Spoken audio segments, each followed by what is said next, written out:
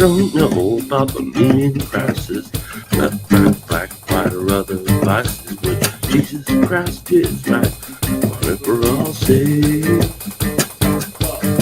From my perspective, proposition, procedurally learning, participate procedurally, running in circles. Remember, everybody, we're in the age of decay. Symbolically speaking, the reapers are reaping, and microphones are whispering sweetly. We're all in pursuit in the valley of the bee. Red pill, blue pill, red pill, Martian, Venom tea. Red and pill, got one and number two. We're all the same damn thing. So clean your room, repent on Zoom. Ontology of dummies, the bird's eye view. And if you really knew, could you really say? Red pill, yeah. All right. I think I should be done with that because my fingers are all my being fingers and bitches. toes. Straighten up, bitches.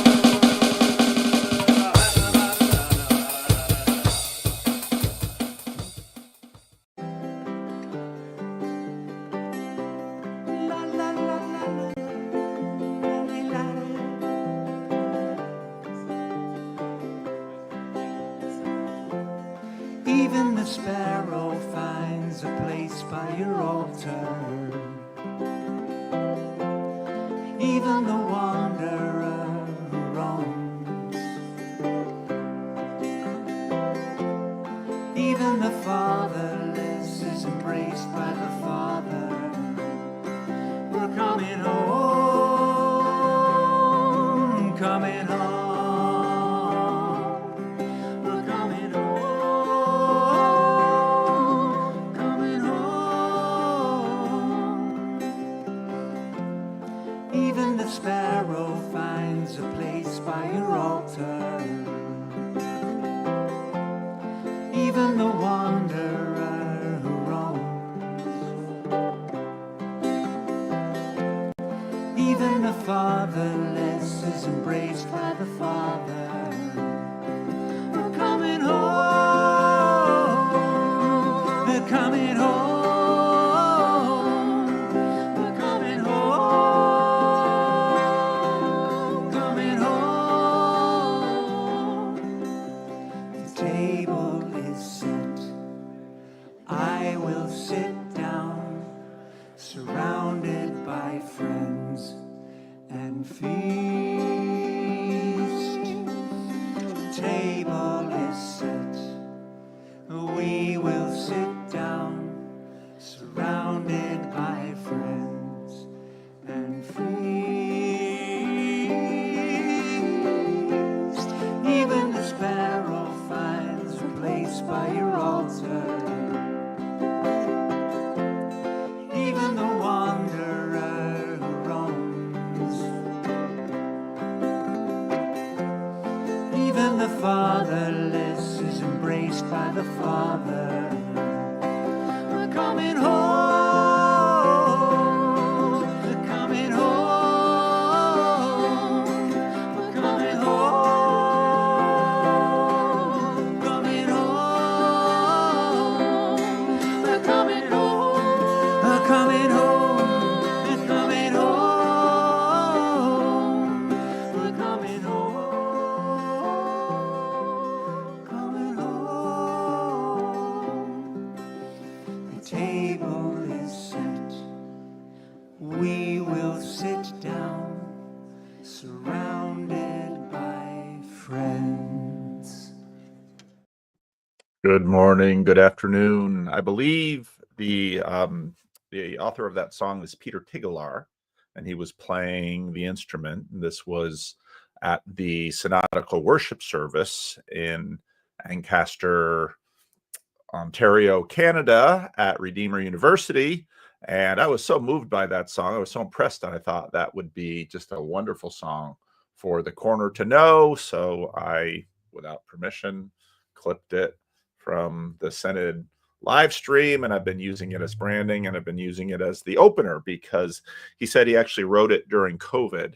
And with all of our talk about domicide, I thought it would be a good thing to do. Now, this is our Friday Estuary style conversation live stream, and we have some new people and we have some veterans. And then actually, Neil texted me this morning and said, Henry, who usually has to work on Friday mornings and thinks that, you know, he can never get on the screen the same time as me, because so people might think that Henry and I are the same person, said, oh, Henry's not working this morning. So I said, okay, we'll have a little bit more. We'll see how that impacts the conversation, because there'll be more mouths to feed in terms of time and conversation. But I will bring the new people in first. And, well, let's see. Adam, welcome. Hello. How you doing? Good. How are you? I'm incredibly anxious to be here. Oh, don't be I'm anxious. excited as well. It'll all be fine. Well, tell us a little bit about yourself. So I'm from Honolulu, Hawaii. I'm 29 years old. So in the similar camp to Gray Hamilton, world's youngest millennial. I'm an artist by vocation. I grew up, my dad was very actively involved as the senior warden of our Episcopalian church. My mom was very actively involved in her Unity church, and they kind of let me find my own way, which of course was like militant Reddit atheism. And then in college, towards the end of college, 2017, I got very interested in the sort of Sam Harris non-dual oriented ontology that led to Peterson, following him pretty closely since 2017. And the typical path from there, took Christianity seriously around 2020. And after 5 years as an inquirer and 2 years as a catechumen, I was baptized Orthodox this February. Oh, wow. And so I'm not sure when I'd like to think I've been watching you for 2 or 3 years now. I really don't know, because your thumbnail has been ever present in the algo. But I have been following Homeroom pretty closely for at least the last 18 months or so. And I've had some Twitter interactions, and I'm an infrequent commenter, and I've had some private conversations with people in the corner, but this will be my debutante. Coming out of the lurk. Yes. Adam comes out of the lurk on the Friday Estuary live stream. Well, welcome, Adam. You have an interesting story. Maybe Christian or Mark D. Parker will grab you and get you properly randoed. My rando queue is, I can't keep it from getting clogged. I was thinking maybe I need to do a video about that. So, but I'm glad this is part of the reason that I do this on the Friday morning, so we get more faces up and then get people better known in the community. And another new face, you're going to have to pardon me. I'm not sure how to pronounce your name. That's understandable. It's pronounced Womboy. Womboy. Oh, that's easy to remember. Well, welcome. Well, we got a little bit of noise in your connection. I don't know what from. I think I'll try putting in a headphone. Sorry.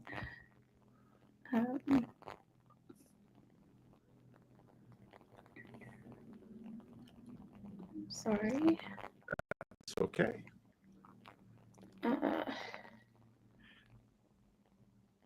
May I make a suggestion? Yeah. That's my wife. She's in the other room. So maybe I can go troubleshoot this and we can introduce someone else.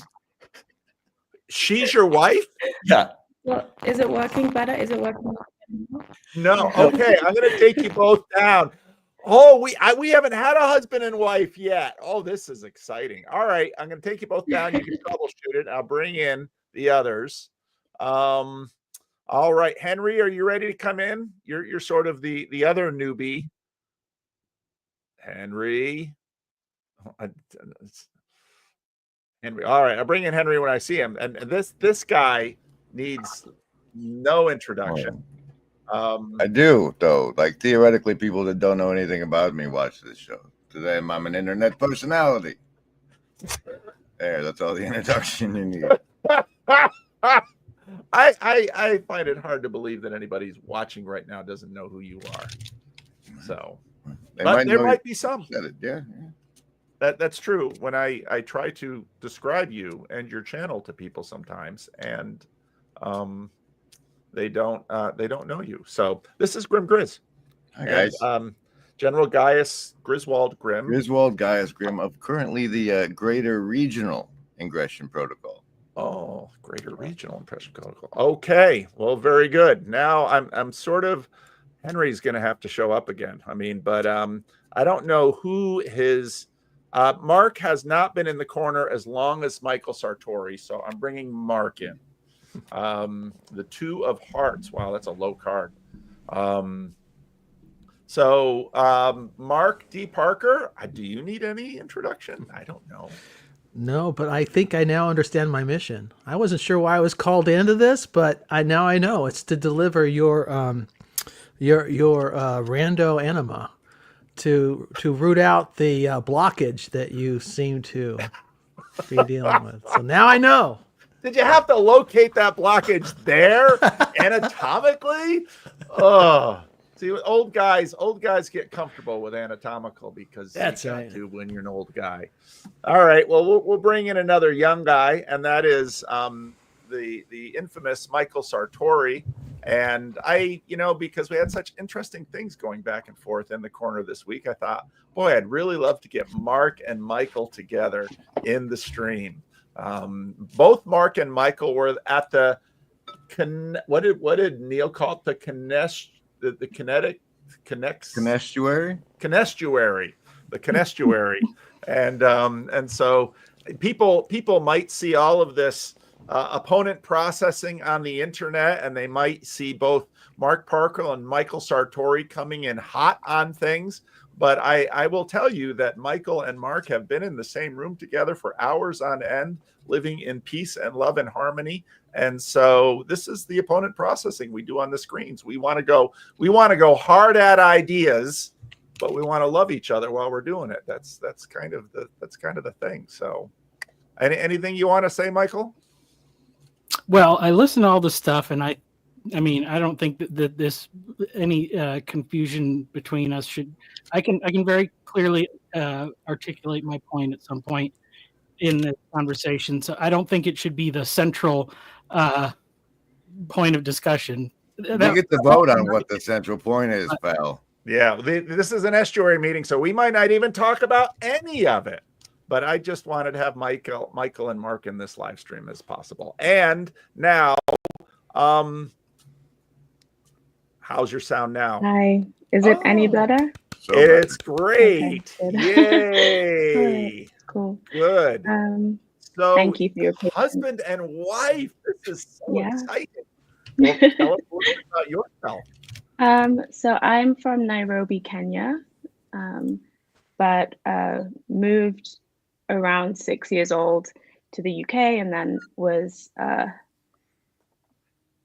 in boarding school from a very young age. But my mother's job meant she was in a different country every year or so. So I spent a lot of time growing up in various parts of the world.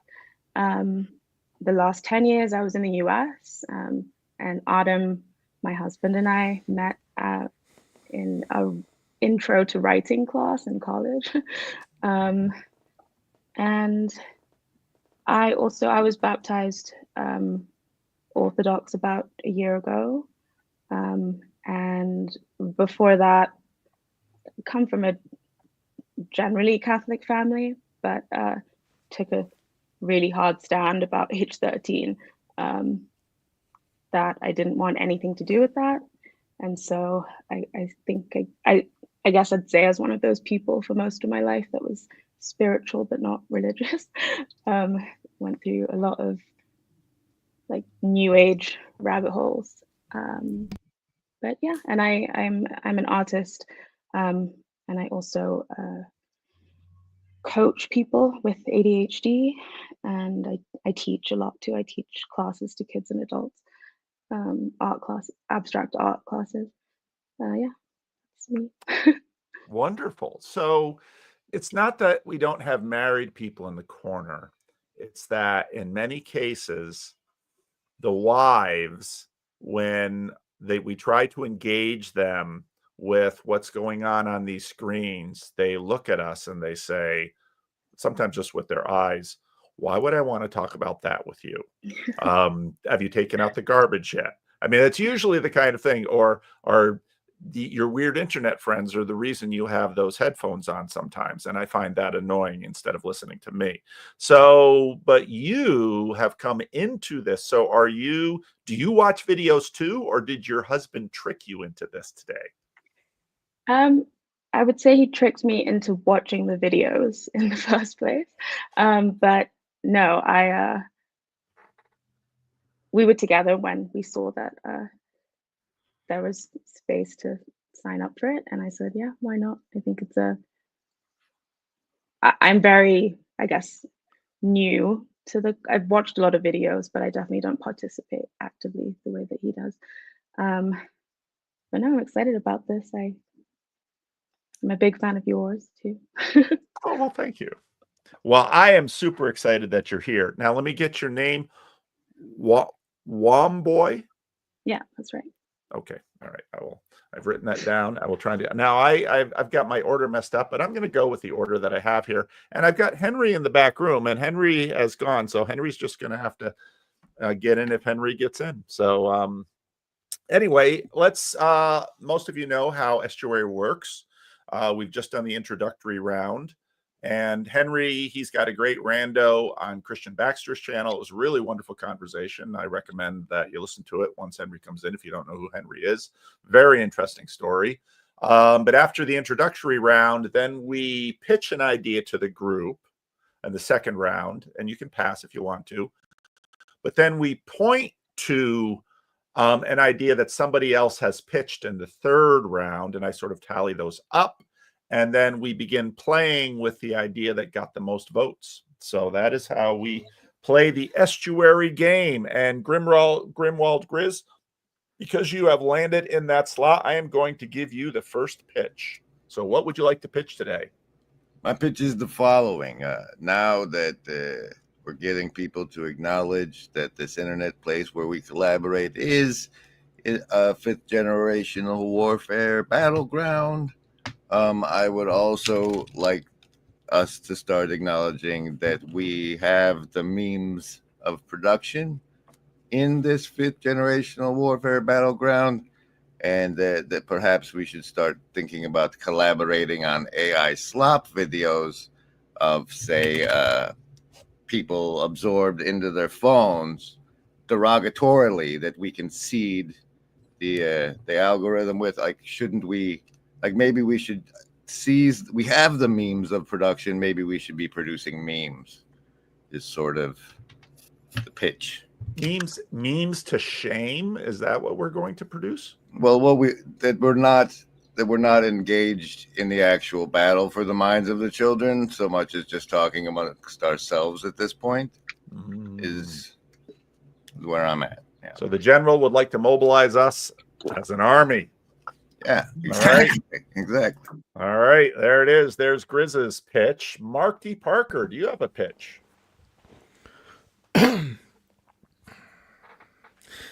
Well, 1 Corinthians 4:15. For though you have countless guides in Christ, you do not have many fathers. This may somewhat dovetail with Grim Grizz. But this week, what's his name? Morris, a Gateway Church founder, one of the largest mega churches in the country, pleaded guilty for child sex abuse. And I think this is the age of many guides and few fathers.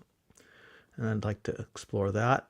And I don't think we can do constructively what Grim wants to do unless we sort that business out. Very interesting.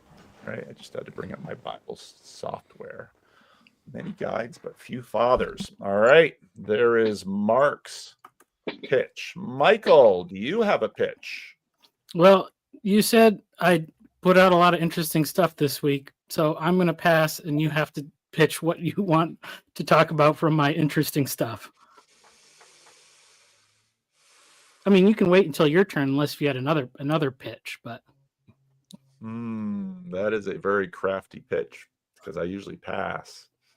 No, I'm gonna, because I don't know if I can pull to mind, because part of the reason I make videos on commenting on other videos is when I watch the video a first time, it's like, ooh, but then I don't take notes because I'm usually doing something with my hands. So then I go back over the video and then I can point to it. So you had in your against Paul Kingsnorth video, you were talking after you got done with telling us why you don't appreciate what Paul Kingsnorth is doing. You started talking about something that really connected with the Neil Rod Hair video in terms, and I don't remember exactly what it is. So, but it was really spicy, and I was planning on going back to it this week so I could revisit it. And now you ruined it, Sartori, with your masterful off the top rope pitch. So we'll see. We'll see. I might have to pitch if we don't get enough pitches in here. Oh, Henry, are you in? I got my Come on, Henry. Henry is in. Good. So we'll have another pitcher. Sorry. Hi. Welcome, Henry. Glad to be here. Thanks for the invite. Yeah. My pitch, No, you don't have to pitch yet. No, just intro. We're going to let the happy couple pitch first. Oh, okay. Womboy, do you have a pitch for us? Yeah, it's the vague beginnings of a question, but I've been considering watching some of the content I'm drawn to and consume, how there are certain people who seem very adept at drawing from the well and like sensing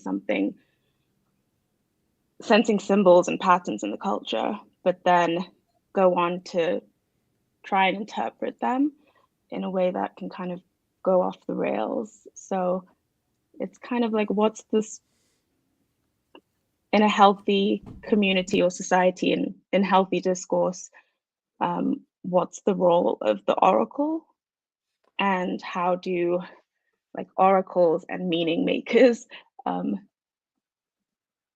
collaborate and communicate in a way that leads us closer to meaning. Excellent pitch. Very good.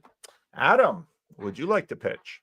Yes, I would. I will try to be laconic. Concision isn't my strong suit, so cut me off if you need to. Okay. So my pitch is sort of based on a ongoing conversation I'm having with Jordan Hall.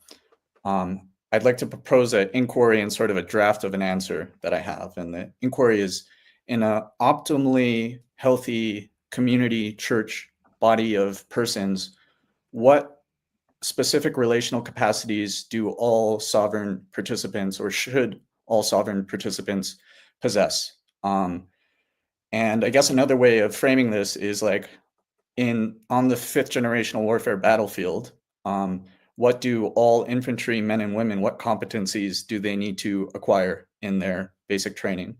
And if I may, just like I've been chewing on this today, sort of from a design perspective, I've come up with like at least 4 things. One would be like basic shibboleths and rituals for identifying who's on the same team, whether that's a secret handshake or the Christian fish symbol or whatnot. The second would be a capacity for real dialogos.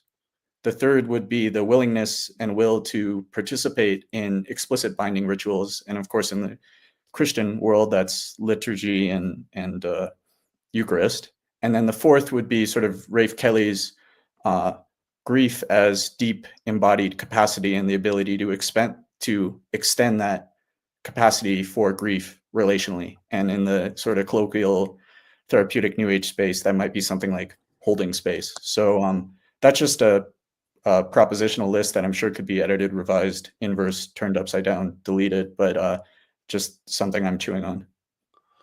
Wow. That was a pitch. That was a pitch. I think maybe only Grim Grizz could actually catch that one. Yeah, what skill set do the infantry need? Yeah, I know you would, that would grab your assailant's hierarchy. Bang, infantry. All right. Very good. Thank you, Adam. Henry, are you ready to pitch? Yes, I am ready to pitch. All right. So I guess this is kind of sort of personally / I guess kind of estuarily insofar as like what the subject is.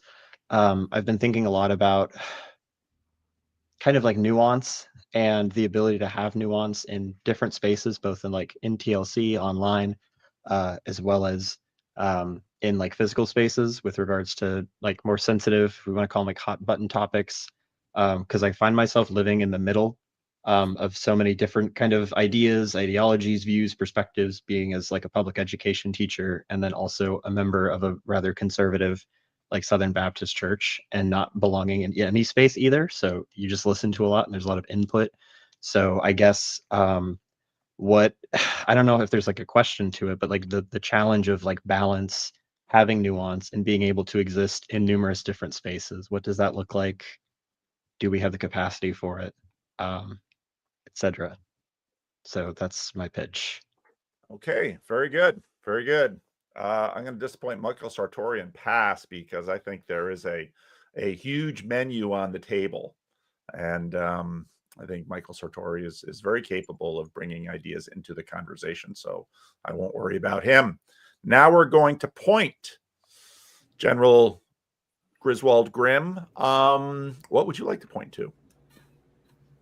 How if we play with Henry's, we get to Adams, and exploring Adams leads us to Womboys.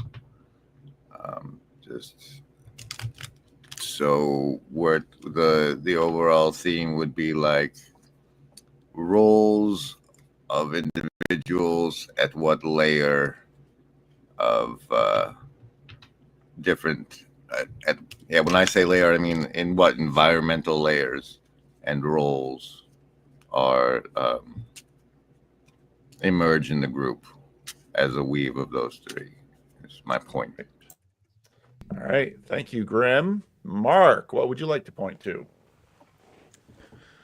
I guess I'll go straight down the middle with Adam because I'm not sure Jordan Hall's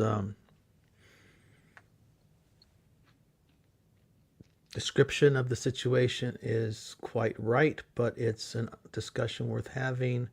And I think talking about what are the skill sets needed to navigate the future, worthwhile discussion. All right.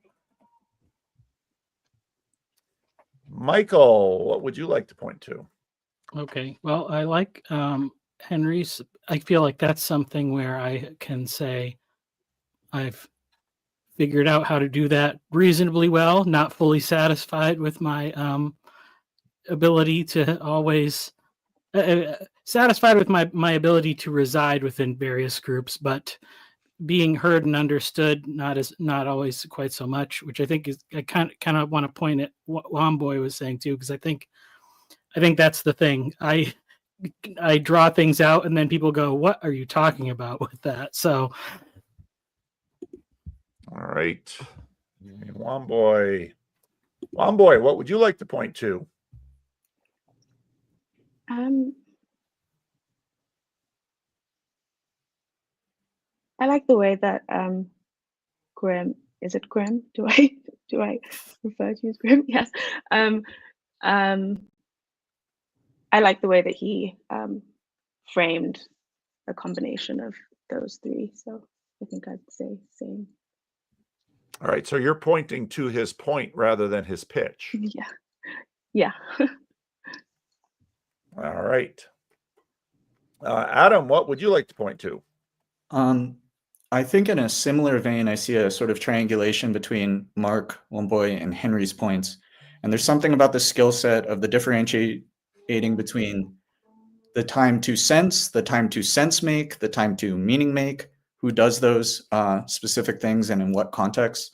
I think that's a difficult relationship to untangle, and it definitely has direct practical implications if we want to take on this 5G warfare frame. Okay. Henry, what would you like to point to? Can I get a brief recap of the pitches as I was hauling a mattress up an elevator? in the middle of the pitches, please. Grim Grizz would like us to create AI videos to shame people out of their cell phones. Okay. Mark Parker had quoted First Corinthians 4:5, while you have many guides in Christ, you do not have many fathers. And he referenced a megachurch pastor who was being charged with sexual abuse. Michael Sartori wanted to point back to me, and I demurred. Womboy had a very interesting pitch on what do we how do we move towards healthy community, healthy discourse, role of oracles and meaning makers, because she sees this disconnect between the oracles, who sometimes sort of, they're not stable, and the synthesizers, meaning makers, who are more the applicators for the group. And I'm already starting to point to my point because I know where I'm pointing. Adam had a rather esoteric pitch about, and he in fact talked so fast I couldn't get it all the way down, but the creating an infantry for this 5th generational warfare with rituals and capacity for dialogo, rituals to recognize your friends, distinguish your friends from your enemies, let's say, capacity for real dialogos, explicit binding rituals, and engaging Rafe Kelly's deep embodied capacity for grief. So those are the pitches as I understood them and could briefly articulate them. I'm going to point to Womboys because I think I guess I'm kind of seeing the threads as well, if not some of the direct connections to things that are particularly relevant to not my pitch per se, but just what's pertinent in my own like physical spaces. So yeah, I point there. All right, good. And I think it's pretty clear sort of the weave that has the majority, but I'd like to point back to Mark Parker's text, because I think Mark Parker's text is very much in line with that weave that has been developing. Because, what I really liked from Womboy's pitch was this observation of the difference of gurus and, let's say, applicators, oracles, and let's say appliers, and I guess what I'd like to ask is, we have sort of committed the sin that Chesterton points to, that I made the video about heretics, that we want to make progress, but we're still pretty vague on what we would like to progress towards. And I think there was more of that in Marx. You have many guides in Christ, but do not have many fathers. And so in Mark's verse, Christ is clearly the telos, the end point, and guides are, they're people or ideas that are there to orient us. But fathers are a very close relationship, and good fathers are good guides. And also fathers are part of these pre-modern relationships that are not restrictive. Your medical doctor will talk about your body. Your psychologist will talk about your mental health. Your social worker will talk about other emblems of well-being.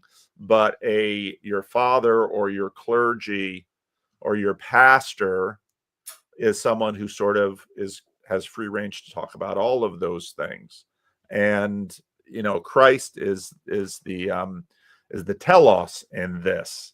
And so that's why I was sort of taken by kind of a combination of Womboy's pitch and very much seeing Mark's pitch in that frame. So maybe let's start with Womboy and flesh out a little bit more of what you were thinking, and then we'll just go.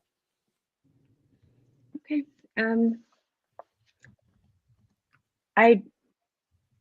I sense that there's this disconnection. I don't know how to articulate what exactly it is, but I actually thought about it watching a Candace Owens video. And often my husband and I will have these discussions where I fill him in on what Candace just said, and he kind of reminds me or says something along the lines of, yeah, her symbolic intuitions seem correct a lot of the time, or at least her expressed distress at the state of things. But what follows is often a really specific story about what these feelings mean, and with a lot of facts and research. And I feel kind of similar to her in a way, where I do sense these things a lot, but I know I'm not necessarily good at interpreting the sense I feel, and I often give that job. Well, I ask my husband a lot of the time, this is what I'm feeling, the vibes feel very off, and then he does the meaning making part for me a lot of the time, or he helps me to do that. So Candace Owens, a lot of other people who are labeled as conspiratorial or conspiracy theorists, and then dismissed offhand because, like, what a kooky, crazy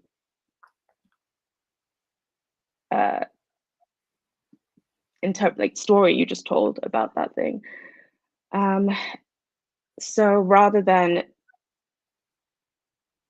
people who are good at drawing from the well being dismissed offhand, is there a way that oracles could stick to being oracles more than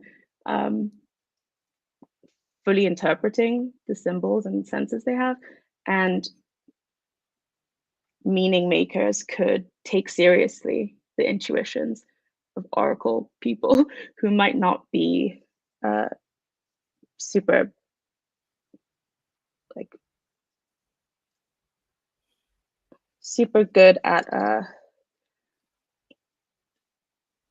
explaining exactly what it all means, but are pointing to something and expressing that that something is a really big deal. We need to pay attention to it. I don't know if that made sense, but that's okay.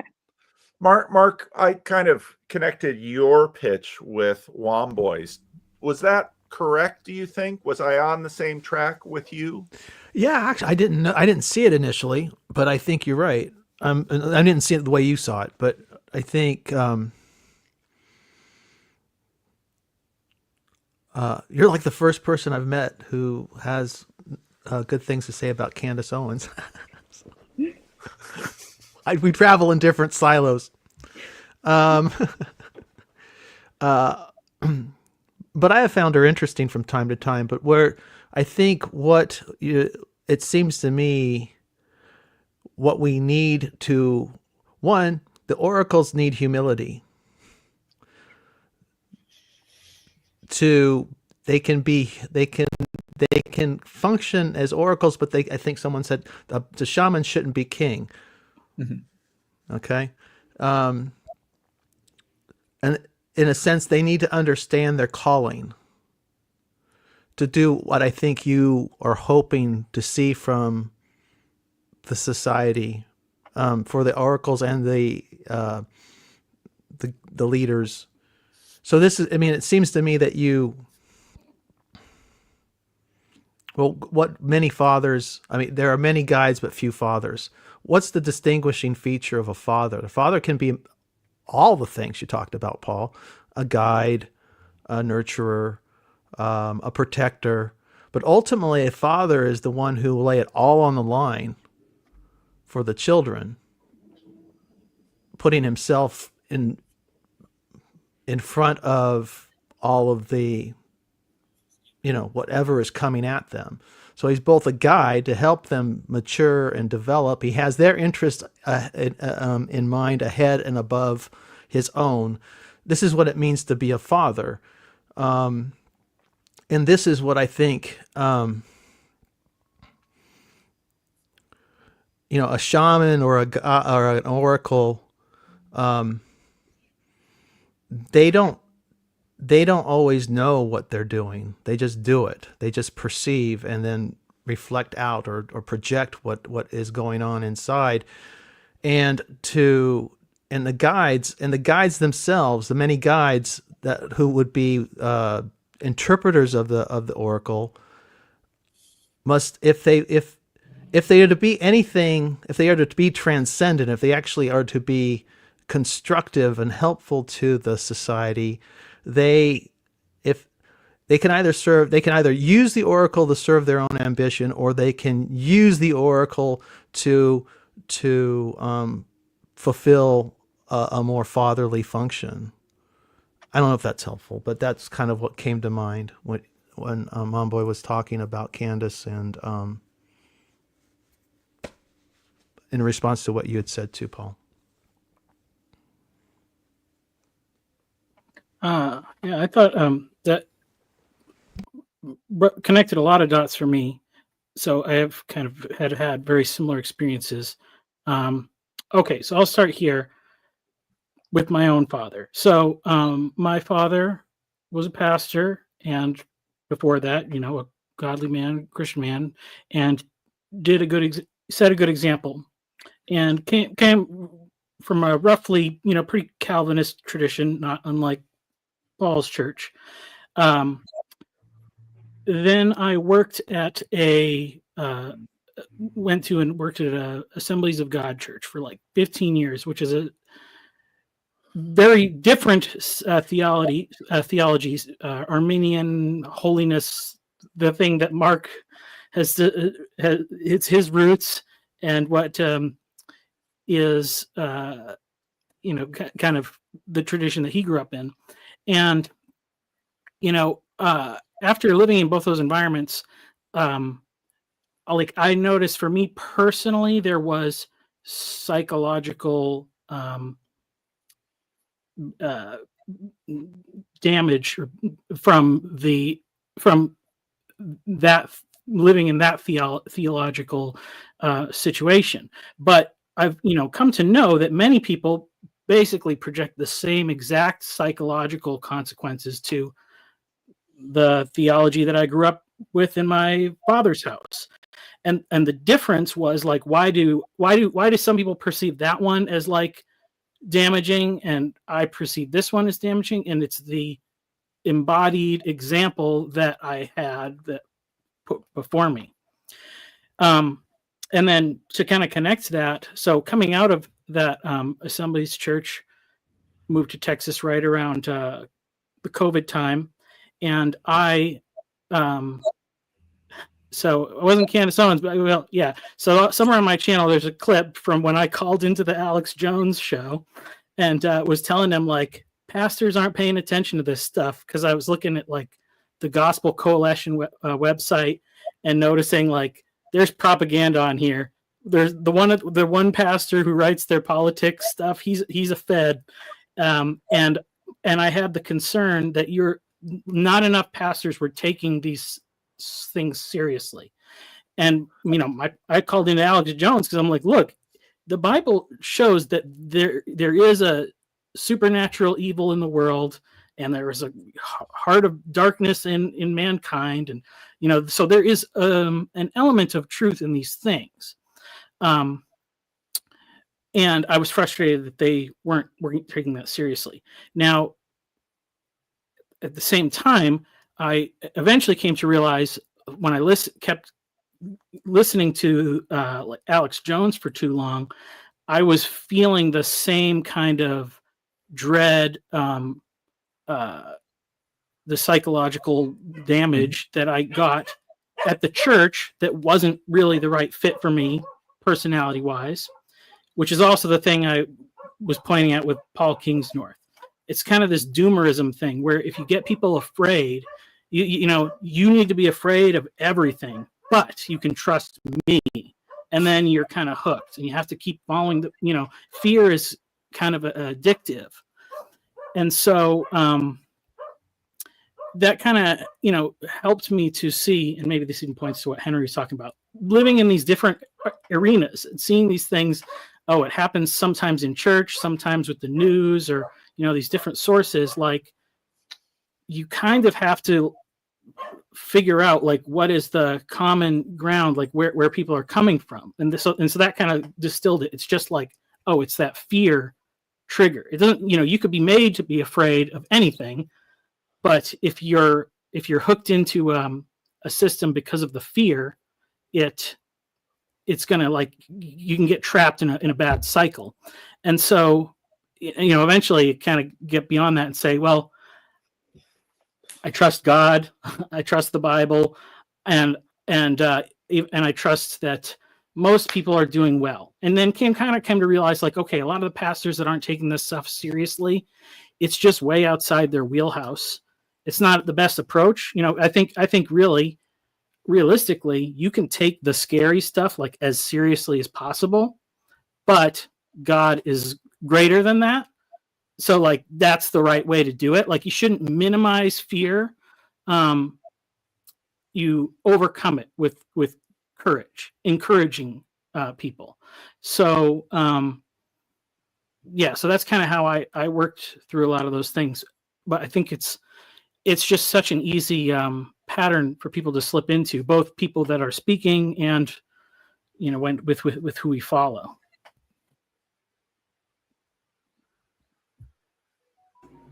I want to come in and say that there exists the secularum, which is that coheres around the dominant sociocultural narrative, regardless of the truth of that particular narrative. So, like, even if you know what really happened because of your listening to oracles, you also have to know what the official story is and operate as if that's the truth while you're operating in the secularum. And that's, I think, what an easy, at least one of the first primary arenas that Henry was talking about in which things operate.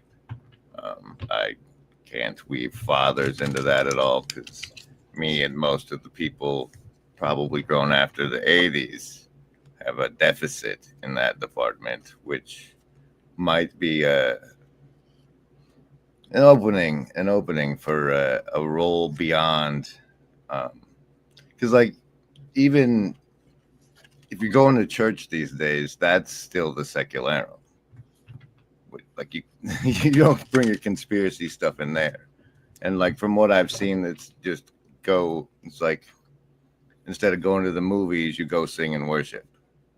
And it's not really a spiritually formative experience at all. And meanwhile, you're getting 4 to 6 hours of set worship in every day. So I don't know. Those are some thoughts.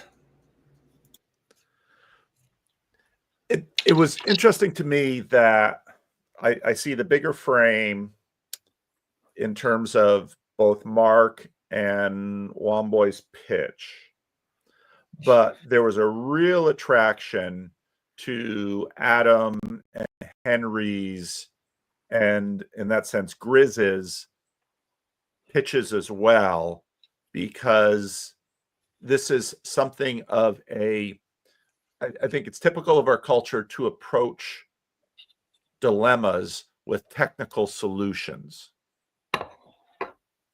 And technical solutions are, as Grizz was sort of talking about now, technical solutions are often vulnerable to the constraints of the frame.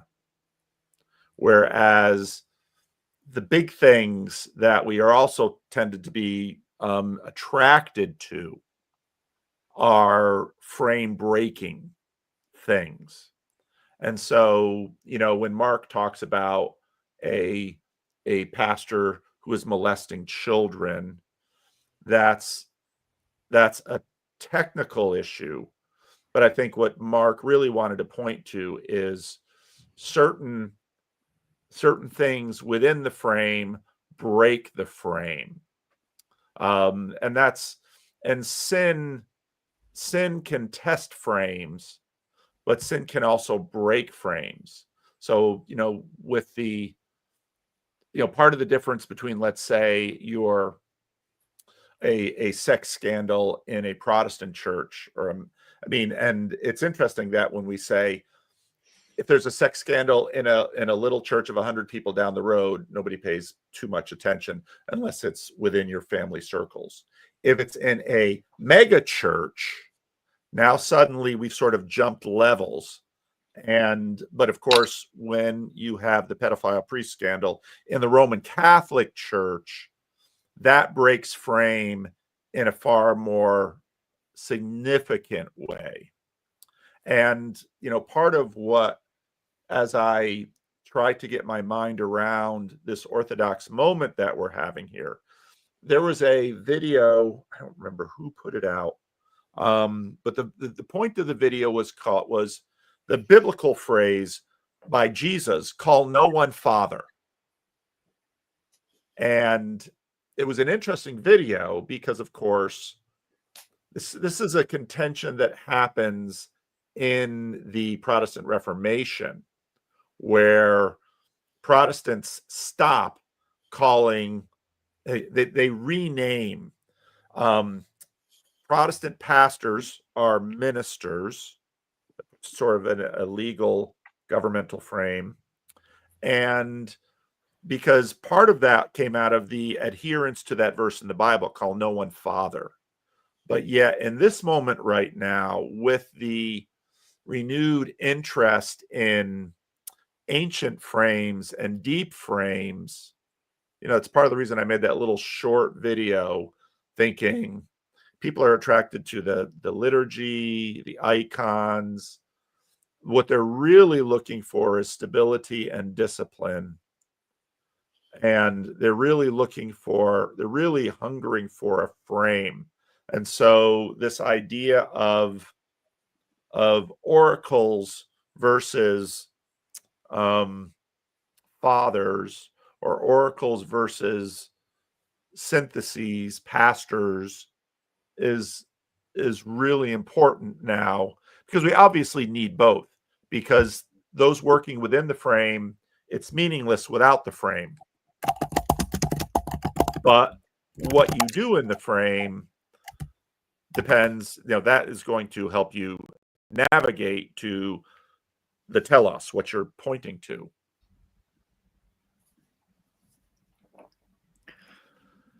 Henry, you and I think part of your pitch had a lot of what I think we are actually exploring in the corner, which is, okay, we're going to go on YouTube, and we are not going to have Mortal Kombat of Protestant versus Orthodox, or atheist versus Christian, or anything like that. And I got that in Adam's pitch. I got that in Womboy's pitch too, where what we want is wisdom and skill in the tactical, because we're sensing that the people in my Southern Baptist church would have no idea what I'm playing with on the internet. And I have that because most of the people in my church, what they see are visitors coming in, they see donations coming in, they see new opportunities that their pastor has, but they hear me preach on Sunday and they're like, well, he's the same guy who's been here for 27 years. His sermons haven't changed dramatically, but how can he play on the internet with what he does when if I would start talking like I do on the internet, every now and then I put some of that in my sermons, we'd be like, what's going on? So talk a little bit more, Henry, about Oh, sorry, Michael. Talk a little bit more, Henry, about your pitch, and because I think it's deeply connected with what Adam and Womboy have pitched. Sure. So some of this comes out of, I guess, just living in the corner, as kind of already established. And I've kind of talked about it with like Christian Baxter briefly. And when you live in a bunch of different like what's it called? Realms. I don't know how to describe. When you live in a bunch of different realms and you come into contact with a bunch, a lot of the lines of like what is how things should be and what is not how things should be become extremely blurred or almost completely wiped away.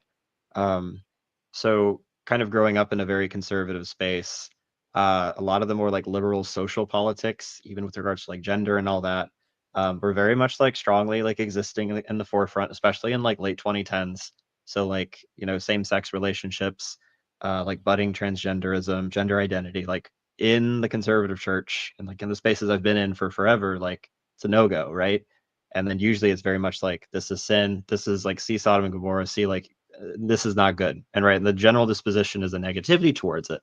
And so like because of doctrine, and then I hit university, I met a bunch of these people in the program who are completely on the other side of the silo, or like in a different silo if we want to use Mark's terms, and living in that realm and in that space, simultaneously then adopting a new church which has the same cultural values completely.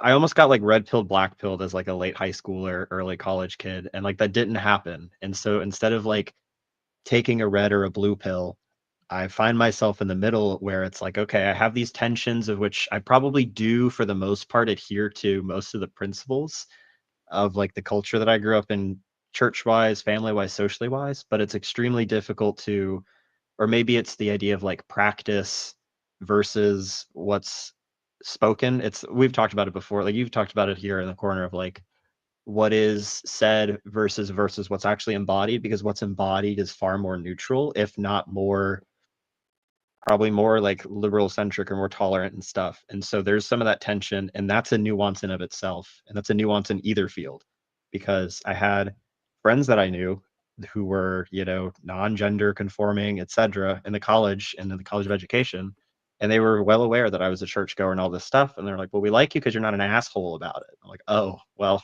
like that helps, right? Which, that's the way they described it. So like you live in that space, and that tension is somewhat resolved there, and that nuance, but then I don't know if that always gets to be lived out or like expressed properly in the other realm too. Like if that stuff gets presented, if the discourse, like if what is practiced, this tolerance and ability to just kind of hang out with everybody and be a Nick Carraway to everybody, like is that ultimately then going to be received by everybody or adopted by everybody or taken well? Like, yeah, I will hang out with, you know, people in the House of Woo. Now, I'm not throwing Mark under the bus, but like everybody that I know would not like the House of people. I'd like were like, House of Woo is kind of weird. I don't know, Henry.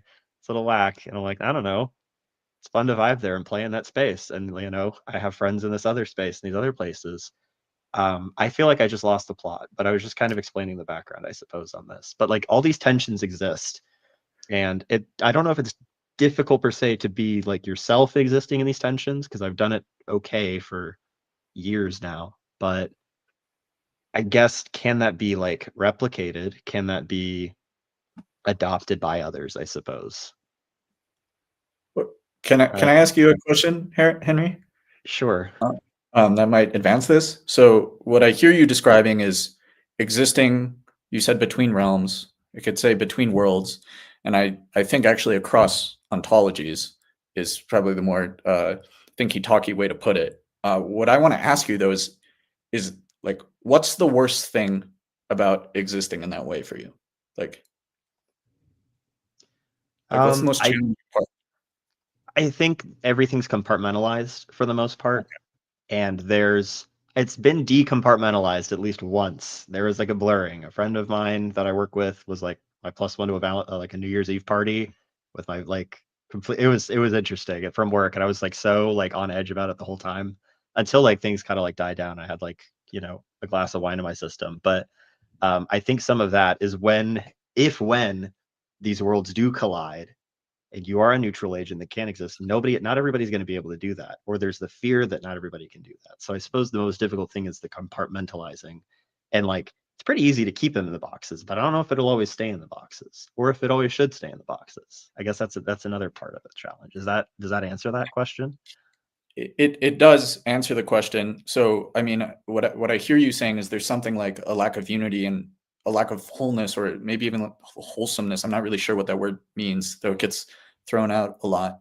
And when I hear you say, I'm not sure if this can persist, I'm going to pull a Jordan Hall here, but like I'm of the belief that reality is, truth is, and so it simply can't exist that ontologies that can't attend or members of ontologies that can't attend a cocktail party together or a New Year's Eve party, whatever it was, comfortably. That doesn't seem like a sustainable way for a society to lay itself out. So you did answer my question. Those are just some thoughts on what I heard. Okay, cool.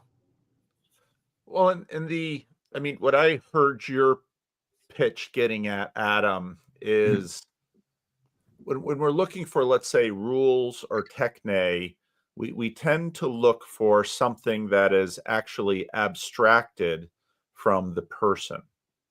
It's here's this, I watch what someone does, I put it in a rule, and therefore I can give it to other people that they will replicate. And so in that way, there's something a little machine-ish in that way. While, I mean, part of what makes Jesus so compelling is that Jesus, he eats with sinners and tax collectors. That gets him killed. But you don't get the sense that he's sold out to the Roman way, which is the fear that people have with respect to Jesus' comfortability with tax collectors and prostitutes, because they are participating in the corruption of Israel towards the Roman way, which is what the first century culture war is about. And so Jesus seems to be able to transcend these things, and so Anabaptists tended to try to read the New Testament as these are, so the rational side of the Reformation tries to read the New Testament as sort of rules. The Anabaptists try to read the New Testament as sort of practices. And Jesus frames it as discipleship. And you can distill rules and practices from discipleship, but again, you've got the relationality with the Father. And when Jesus is questioned again and again in the Gospel of John, he keeps pointing to, I do what my Father, I'm in alignment with my Father. Mm-hmm. And in that way, Jesus sort of is able to transcend and talk to anyone. And although there'll be attempts at canceling him, and crucifixion is sort of the radical attempt at canceling, which doesn't work. But that then gets into what I think all of us are trying to do, because we have a sense that not only is Christ the goal of our mission in fifth generational warfare, but he is also the model for how we navigate this fifth generational. And right there in his story, he sort of undoes third generational warfare, because he makes it clear kinetic warfare can't kill me. Nails and asphyxiation won't cancel me. But then you might say that Jesus in some ways already sort of pre-initiates fifth generational warfare, because neither does he then sort of turn and go to other elements of warfare by attacking Herod or attacking Pilate in the way that we sort of attack each other on social media. Instead, he goes to his disciples and says, you've seen what I do. I give you my spirit. Go be me on this battlefield. And making AI slap TikTok videos is the equivalent of talking to tax collectors and whores. Do you agree with that, Mark? You were going to say something. Well, I just was thinking when you talked about Herod and Pilate, Jesus, even as they're basically deciding whether or not to crucify him, Jesus dismisses them. You only have whatever authority you have has been given to you by God. And so, and because they're outraged at his silence, to them, he isn't silent to the prostitutes and the tax collectors. He'll talk their ear off, it sounds like, which is really cool when you think about the game Jesus is playing, and which makes me, the way Jesus, that dichotomy makes me very suspicious of the whole Jordan Hall frame, which maybe I just need to talk to Jordan Hall at some point to try to understand it, because you can't fight a damn war if you don't know. You're only going to have perpetual war if you don't know what victory is and you don't know how to get to victory. And the only people who advocate for war in perpetuity are ideological fascists. That is that they believe that believe that is the natural state of man, is war. Well, Jesus did say, I came to bring a sword. I mean, Jesus is really interesting on this question of what metaphor shall we use? And then the Apostle Paul follows up on it. And for an end. Of course. Right. And we don't battle with flesh and blood. War is the end. That is, war in perpetuity is the fascist aspiration. It is the Spartan model. You have the Spartans, the true Spartans, the elect, the ones who don't get discarded as babies into the wild and fed to the wolves, and the Helots, the 80% of the society who serve the Spartan elite. That is the fascist view, and it is why does this model exist? It is to service war in perpetuity. Okay, because this is what a Spartan is. A Spartan makes war. A Spartan doesn't farm. A Spartan doesn't make art. A Spartan doesn't do religion. A Spartan kills. And he oppresses. Jordan Hall, if he doesn't want to fall into that trap, must understand what is the purpose of being in Christ. And he's brilliant. I'm not fully convinced he understands that yet. Mark, we're going to be at war so long as we grow up beside the tares in the kingdom where the prince of the air. No. You can have the war within you. Is the war in you, or is the war without? Be in the world, but not of the world. If you internalize the world, yes, you will be at war, but you can be at peace in chaos. You can be at peace as the world burns itself down. Okay, let Grizz finish, and then Michael wants a word. The condition is warfare, and as long as we keep having babies being brought up in it, they're going to have to understand what's out there, the kinds of manipulations and tactics. And you can love the people doing it and pray for them, but they're still doing it, and you're still going to have to educate the children into the environment in which they're born.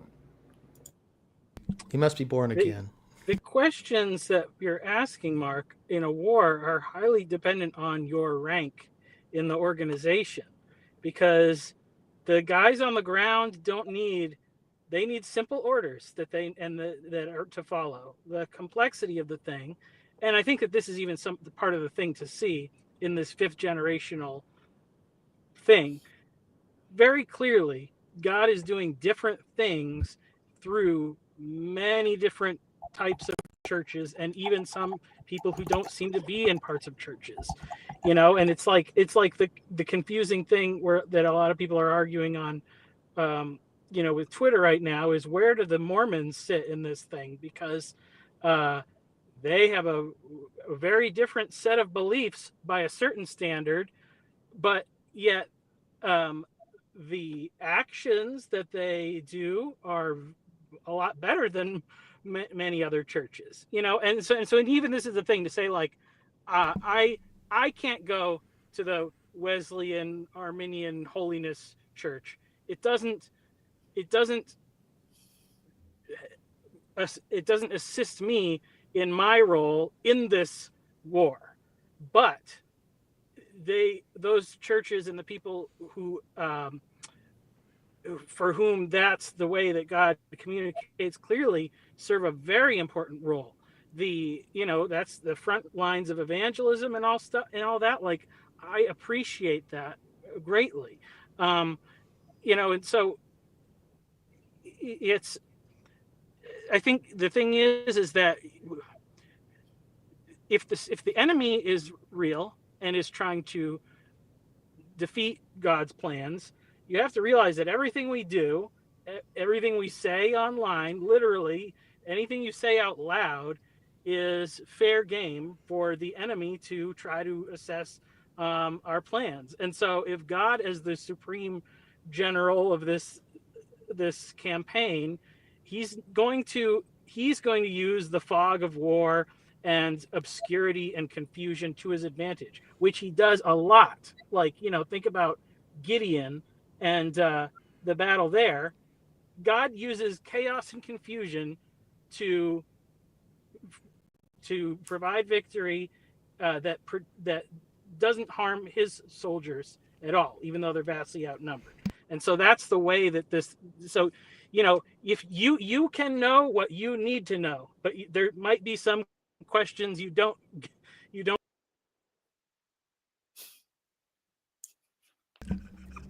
Some questions you aren't allowed to ask. Praise Jesus. Paul, you're muted. Paul, you're muted. Oh, you're right. muted. I am. Where's the corn? I want to. Rod, our I think our ombudsman in some ways wants to help us. We very quickly, and which is natural for everyone on this stream, we very quickly went into a Christian conversation and we used Christian terms. And I'm not going to apologize for that, because I think Jordan Peterson is right that when you get to the religious layer, you're getting at the base layer, because for many of us, this is the level at which we are operating. And so this is the language that comes to hand.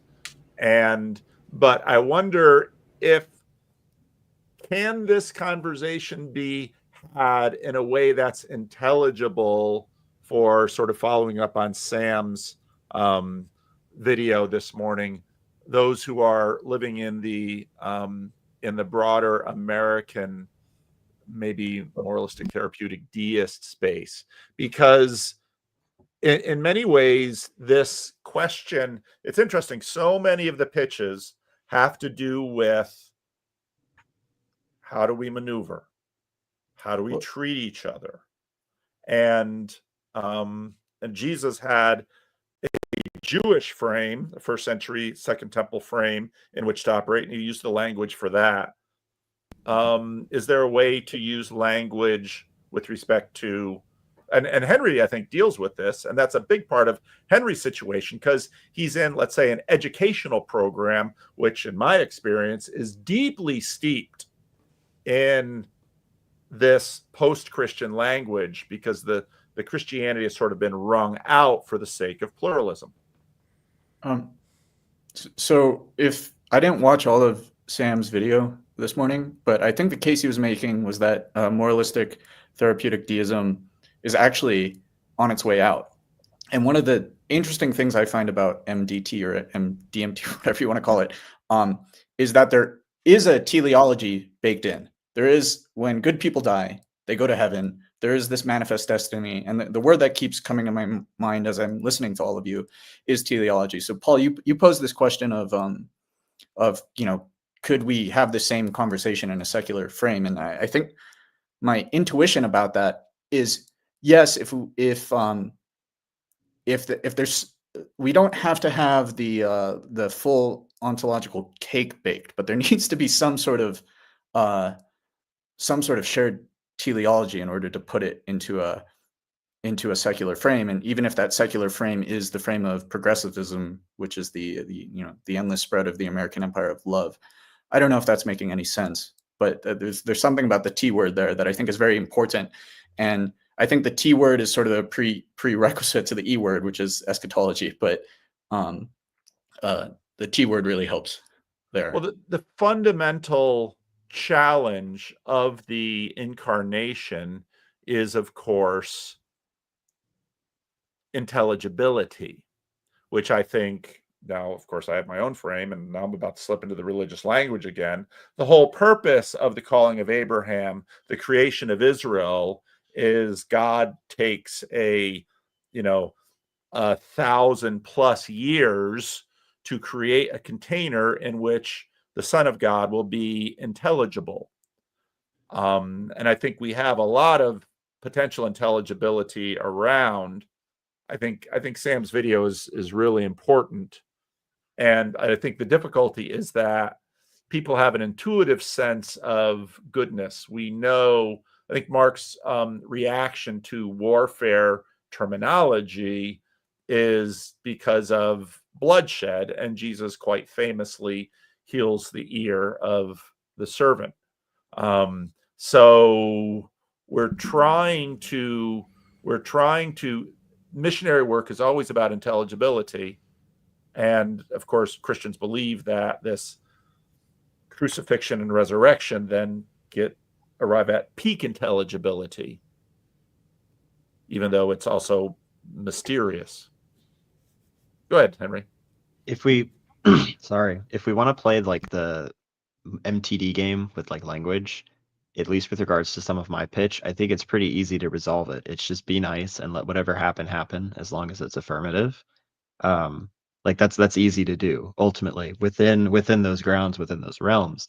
The problem is for both parties, if I want to like put on the MTD role, I can do that just fine.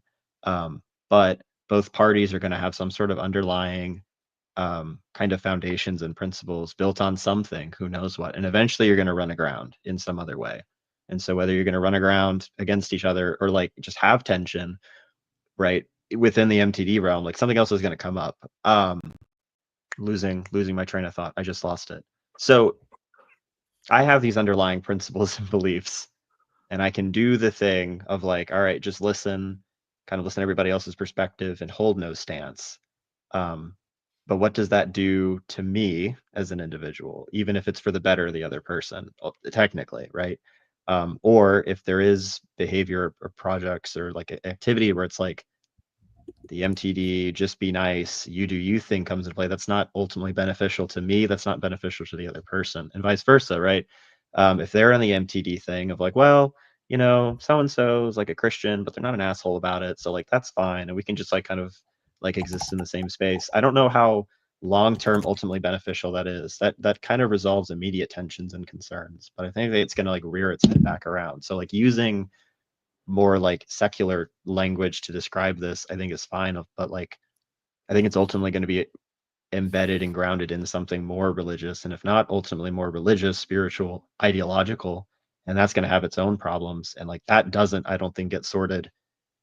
Like I don't think ideologues and living in the tension of ideologues is ultimately something that can actually be resolved, or at least not very easily. I don't know if that made any sense, but yeah.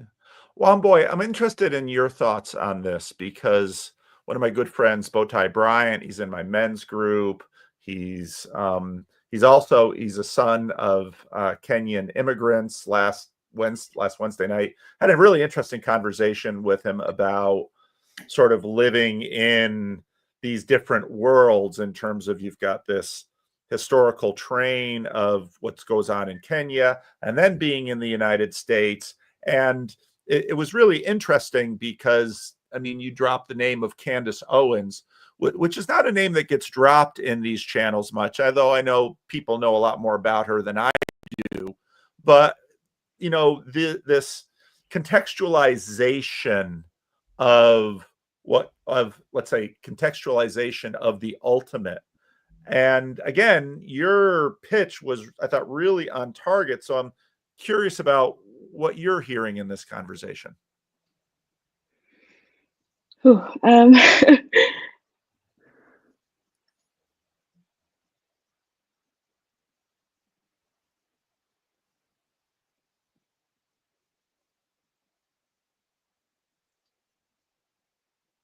I guess I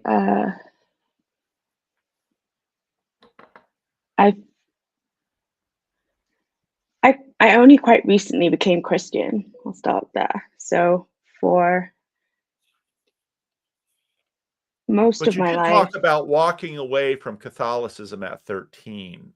yeah, that's So it's true. not like, and of course, Kenya, that was part of the realm, the British realm. And so Yeah. there have been elements in here. And so you certainly walked away from something, and then you went through catechesis. So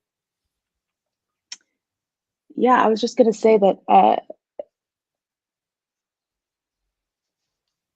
life, well, nothing made sense before. I don't really have I don't have specific articulable reasons for why, but I know that the moment I was baptized and also like leading up to that, the predominant thought in my head and heart and body was just that, oh, it's possible for life to make sense. And so the frame, and I find it increasingly difficult in a way. I think that's another, if I were to pitch again, I would have asked something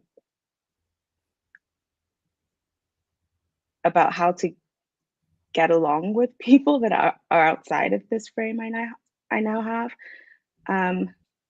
because I've just found it increasingly difficult to relate. We can have perfectly civil conversations, but they do run up against a wall at some point, or at least I feel that really deeply. And I went through starting to explore Christianity and also, like getting red pilled or whatever, like all my political and other beliefs also changed radically. And I went through the first phase of just being really enthusiastic, but truly kind of an asshole to a lot of the people in my life because I was so dead set on like shaking them awake. And if they just see things the way that I do, life will make sense for them too. And that seemed like a good thing to me. But I've had to, I guess, kind of like develop a lot more humility around that and stop, just like shouting at my family, for example, about how wrong all of their beliefs are and how it's really important because like evil is real and we all need to get on the same page and fight the enemy. And I don't do that as much anymore because I don't think it proved to be very ineffective. But I must say that I'm struggling to relate in a deep way with the people in my life who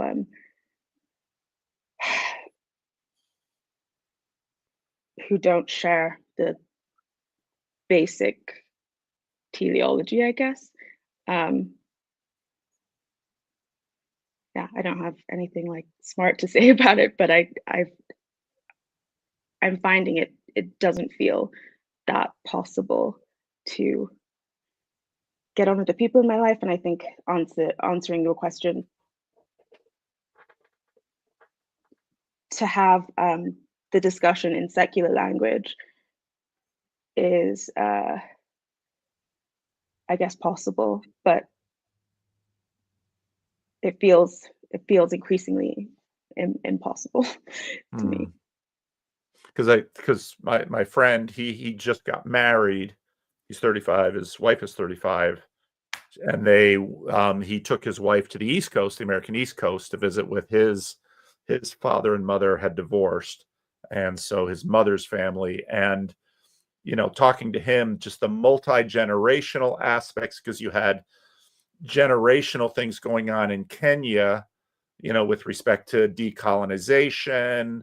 And what's interesting in what we're working on here in America is a significant cultural transition that is underway.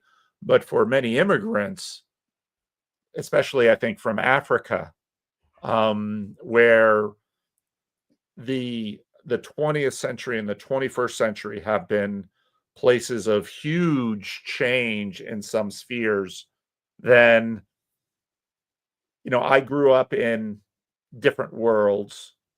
And so I was always sort of a third culture person, but my worlds weren't that far apart.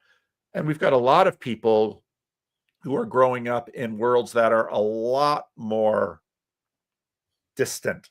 And so then figuring out how to navigate that, especially when we started talking about steps and points and things like that.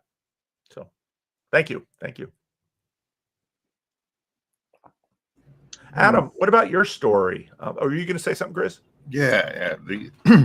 Since Adam's called for the teleology, I'm thinking that the teleology of the fifth generational warfare is the dominant background assumptions of the secularum, and that those, that's the battlefield, is to, because thanks to the knowledge of good and evil, we know that the enemy has enmity for the womb and life, and we've reached the point in the secularum where enmity for the womb is the norm, as part of the depopulation agenda, since all you labor breathers are being replaced by robots. And so that's just why I think that might bring some clarity to anybody who hadn't grokked onto that, is that it's because all this MTD weird reference they made is moral therapeutic deism, which is basically the post Tom Holland, you're more Christian than you realize. Really glitching. Moralism. What was it? And yeah, so in case that's what I'm saying. I think that's the battleground of this warfare is the background assumptions of the secularum. Well, I think the fifth generational warfare metaphor does, I think, connect to this question of spiritual warfare, because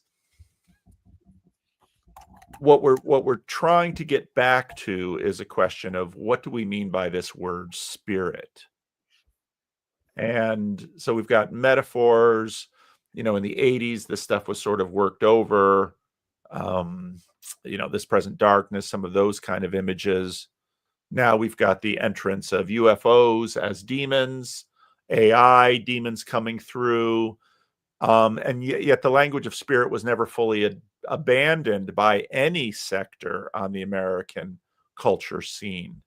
So I think we're wrestling with, this connects with Grizz's Seculum, in that peak modernity suggested that human beings were finally fundamentally economic creatures, that if you give them food, if you give them shelter, if you make them physically comfortable, then they will be happy and satisfied.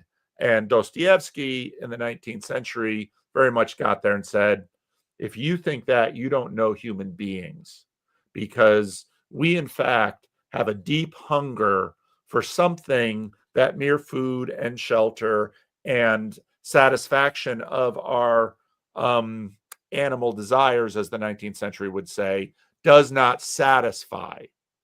And so it's right there that Ross Douthat challenges Ezra Klein and says, how then shall we live? And Ezra Klein basically says, well, I think there are technical solutions. And again, it was Jordan Peterson that comes along and says, we have questions for which no technical solution can answer. If you can, let's say, remove death from, now they're in the same room, if we can remove death from, if human beings won't die, then now we're saying, then what? Why do we live? And so then we have The Good Place and all of these things that say, no, it's only death that brings life. And I think that gets to Grizz's point about the seculum, which is basically the lifespan of 100 years. And now we are saying, what is life for? The meaning crisis, nihilism.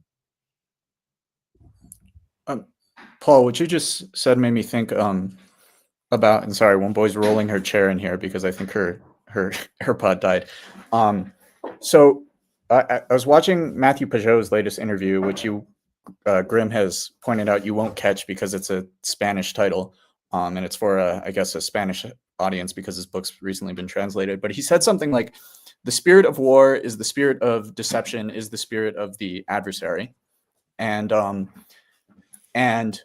Matthew Pajot specifically has been harping on this point lately, that there's the adversary as God intended, and the adversary has fallen. And so when I hear, or I sense, and don't let me put words in your mouth, Mark, but like I sense your protestation towards the warfare frame. I think something about spiritual warfare is putting that spirit of the adversary, that spirit of deception, that spirit of war into its non-fallen state.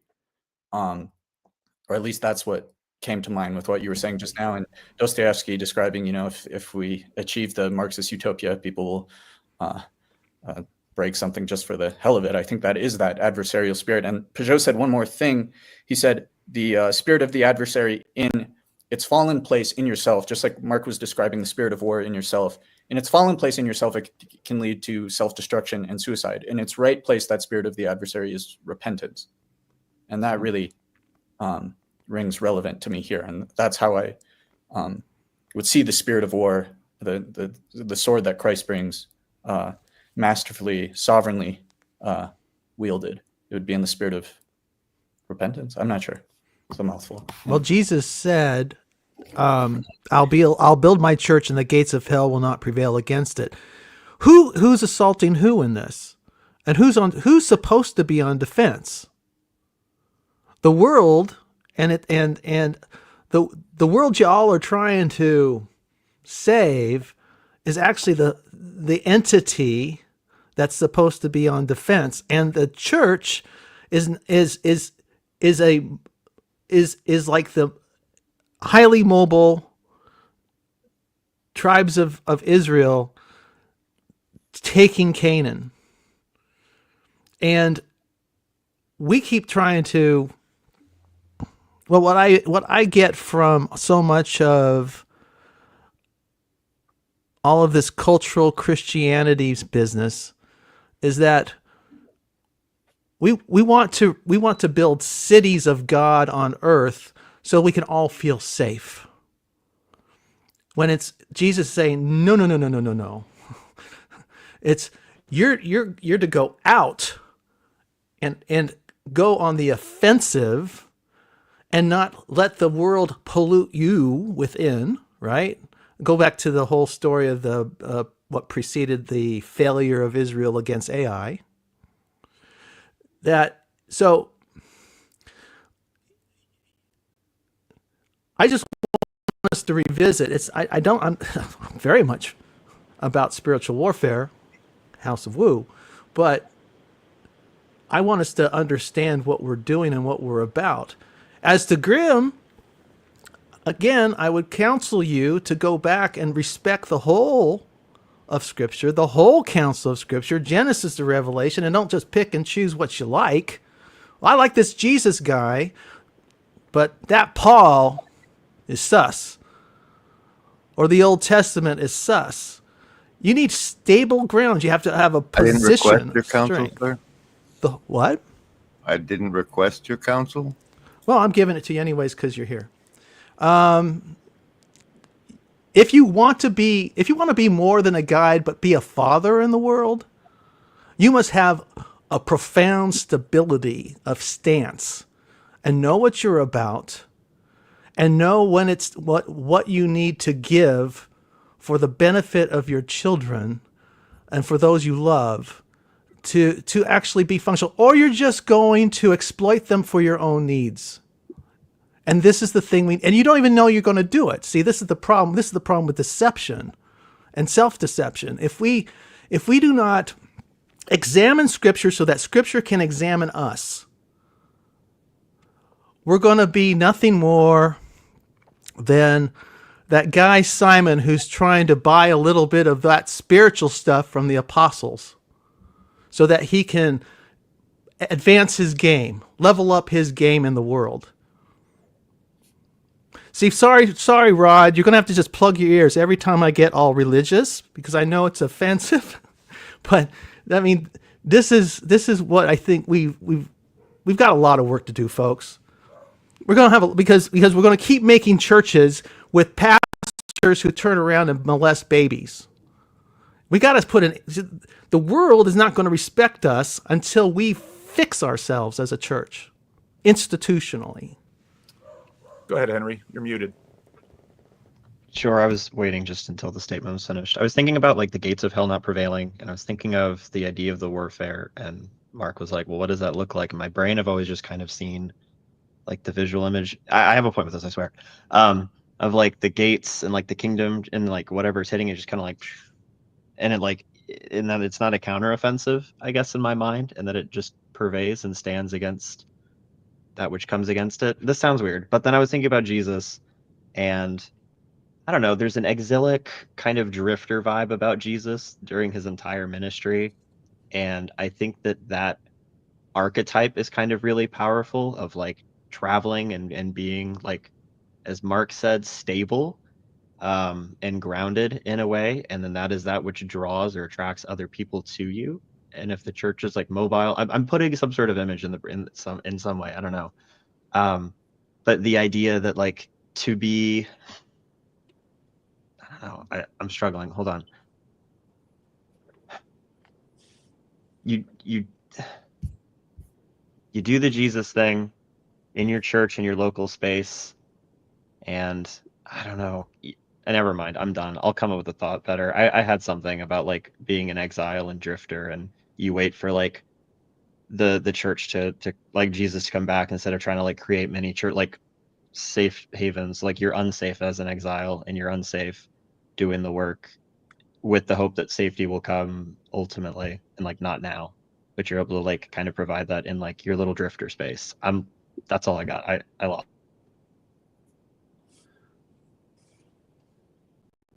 Michael Sartori, you got a thought, or you driving? Yeah, no. So like, I mean, I think the thing is, it's you have to look at what's going on at scale, and it's like sometimes the swords are beaten into plowshares, and sometimes they go the other way. And like if you look at how is Islam growing so quickly, their mode is like it's evangelism, but then it's just tell everybody just get married and have as many babies as you can because this is a blessing to Islam, and they are actually increasing as the population of many nations now. Like is the spiritual formation of those people that are being born in great numbers very deep or meaningful? Probably not a lot of the times, but it is effective in one sense. And like I think that the triumphalism of like Christian nationalists and things like that is very unrealistic, but sometimes that's an effective thing to get people to do those next steps of just getting married and having kids and thinking about your local community. As the children come in the car and show Dad his work. And Mark raises Freerillian wants to back in the day, Mark and I we didn't.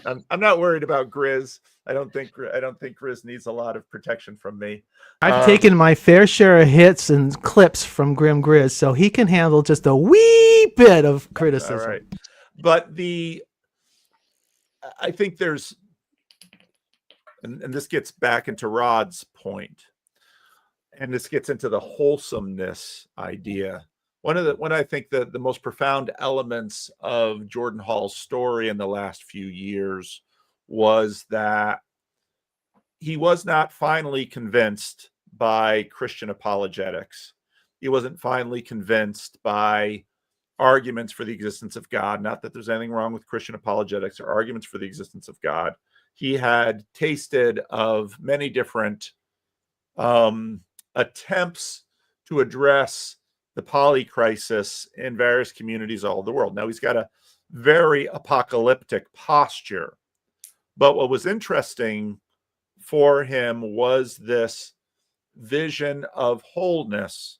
And I think a big part of that vision of wholeness was exactly what we just saw momentarily with Michael, with his daughter coming in the car, and she had a little sheet of paper. And what she really wanted to do was show Daddy whatever it was that she produced when she was in school. And I think this gets to Grizz's It was a point. birthday invitation, an invitation to a Oh! birthday party. Oh, and now we're really knocking on Jordan Hall's door, because that's sort of what got Jordan in there. That beneath us, and I would say that this was in Calvinist parlance, we would call this common grace. Beneath us, there is an instinctive understanding of a beauty of life that we get glimpses of. And in one of the videos recently, someone made the comment about the relationship between Christianity and childhood. One of the most important and profound things that Jesus did was let the little children come to me. Well, why was that profound? Because the disciples imagined that we need to preserve Jesus' time and space for the important thinky-talky things that have to do with, and they clearly did not fully understand what Jesus was doing at all.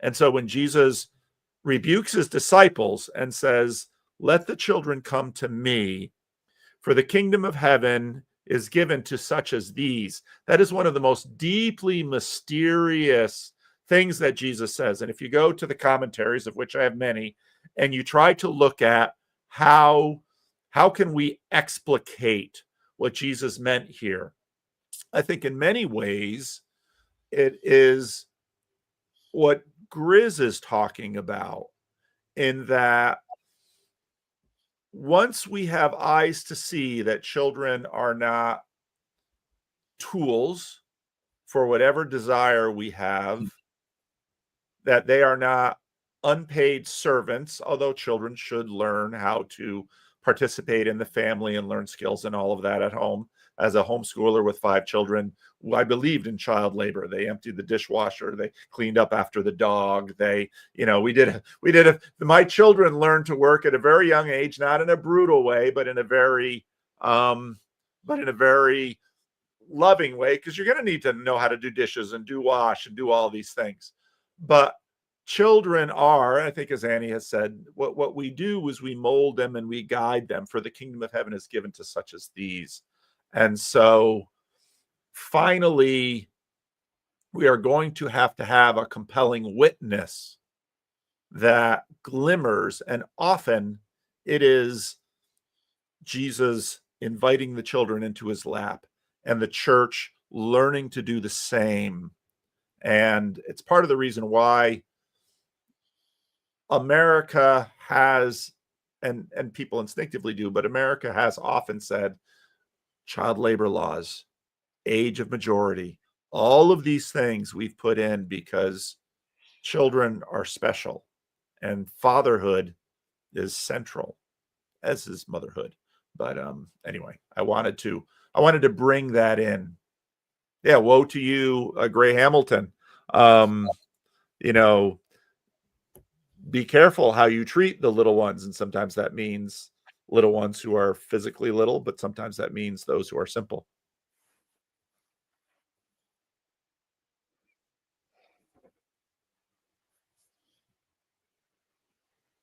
Well, maybe it's time to drop the link. Summary statements. Any order, if you have one, jump in. I've got one. Okay. I know I came on hot. Didn't mean to. Didn't know that was there. Just part of being an oracle, I guess, sometimes. And Grim, I see it and I know it, I've watched it in person. I've watched it online. Grimm loves people a lot, and he loves his group, the people who regularly attend his live streams, a lot, with a lot of passion, and he has a lot of wisdom to offer. All I'm encouraging is something else, as I already expressed. So I respect and love him, but I also. Was there an apology in there? Do you feel you should apologize to him? Should I apologize to him for being too direct?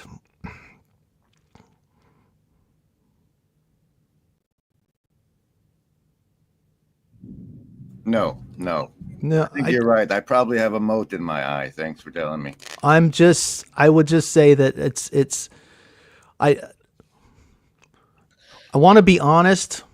What is it? What did Ram Dass's guru tell him? Love everybody and tell the truth. And it's a hard needle to thread.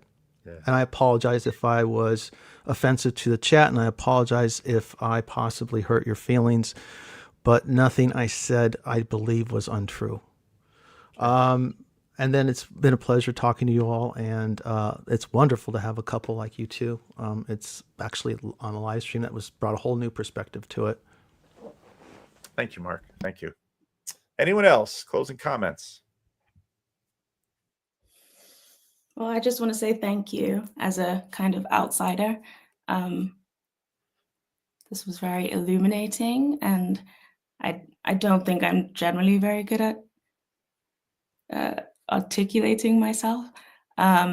So it was a good challenge for me to try, and I hope it was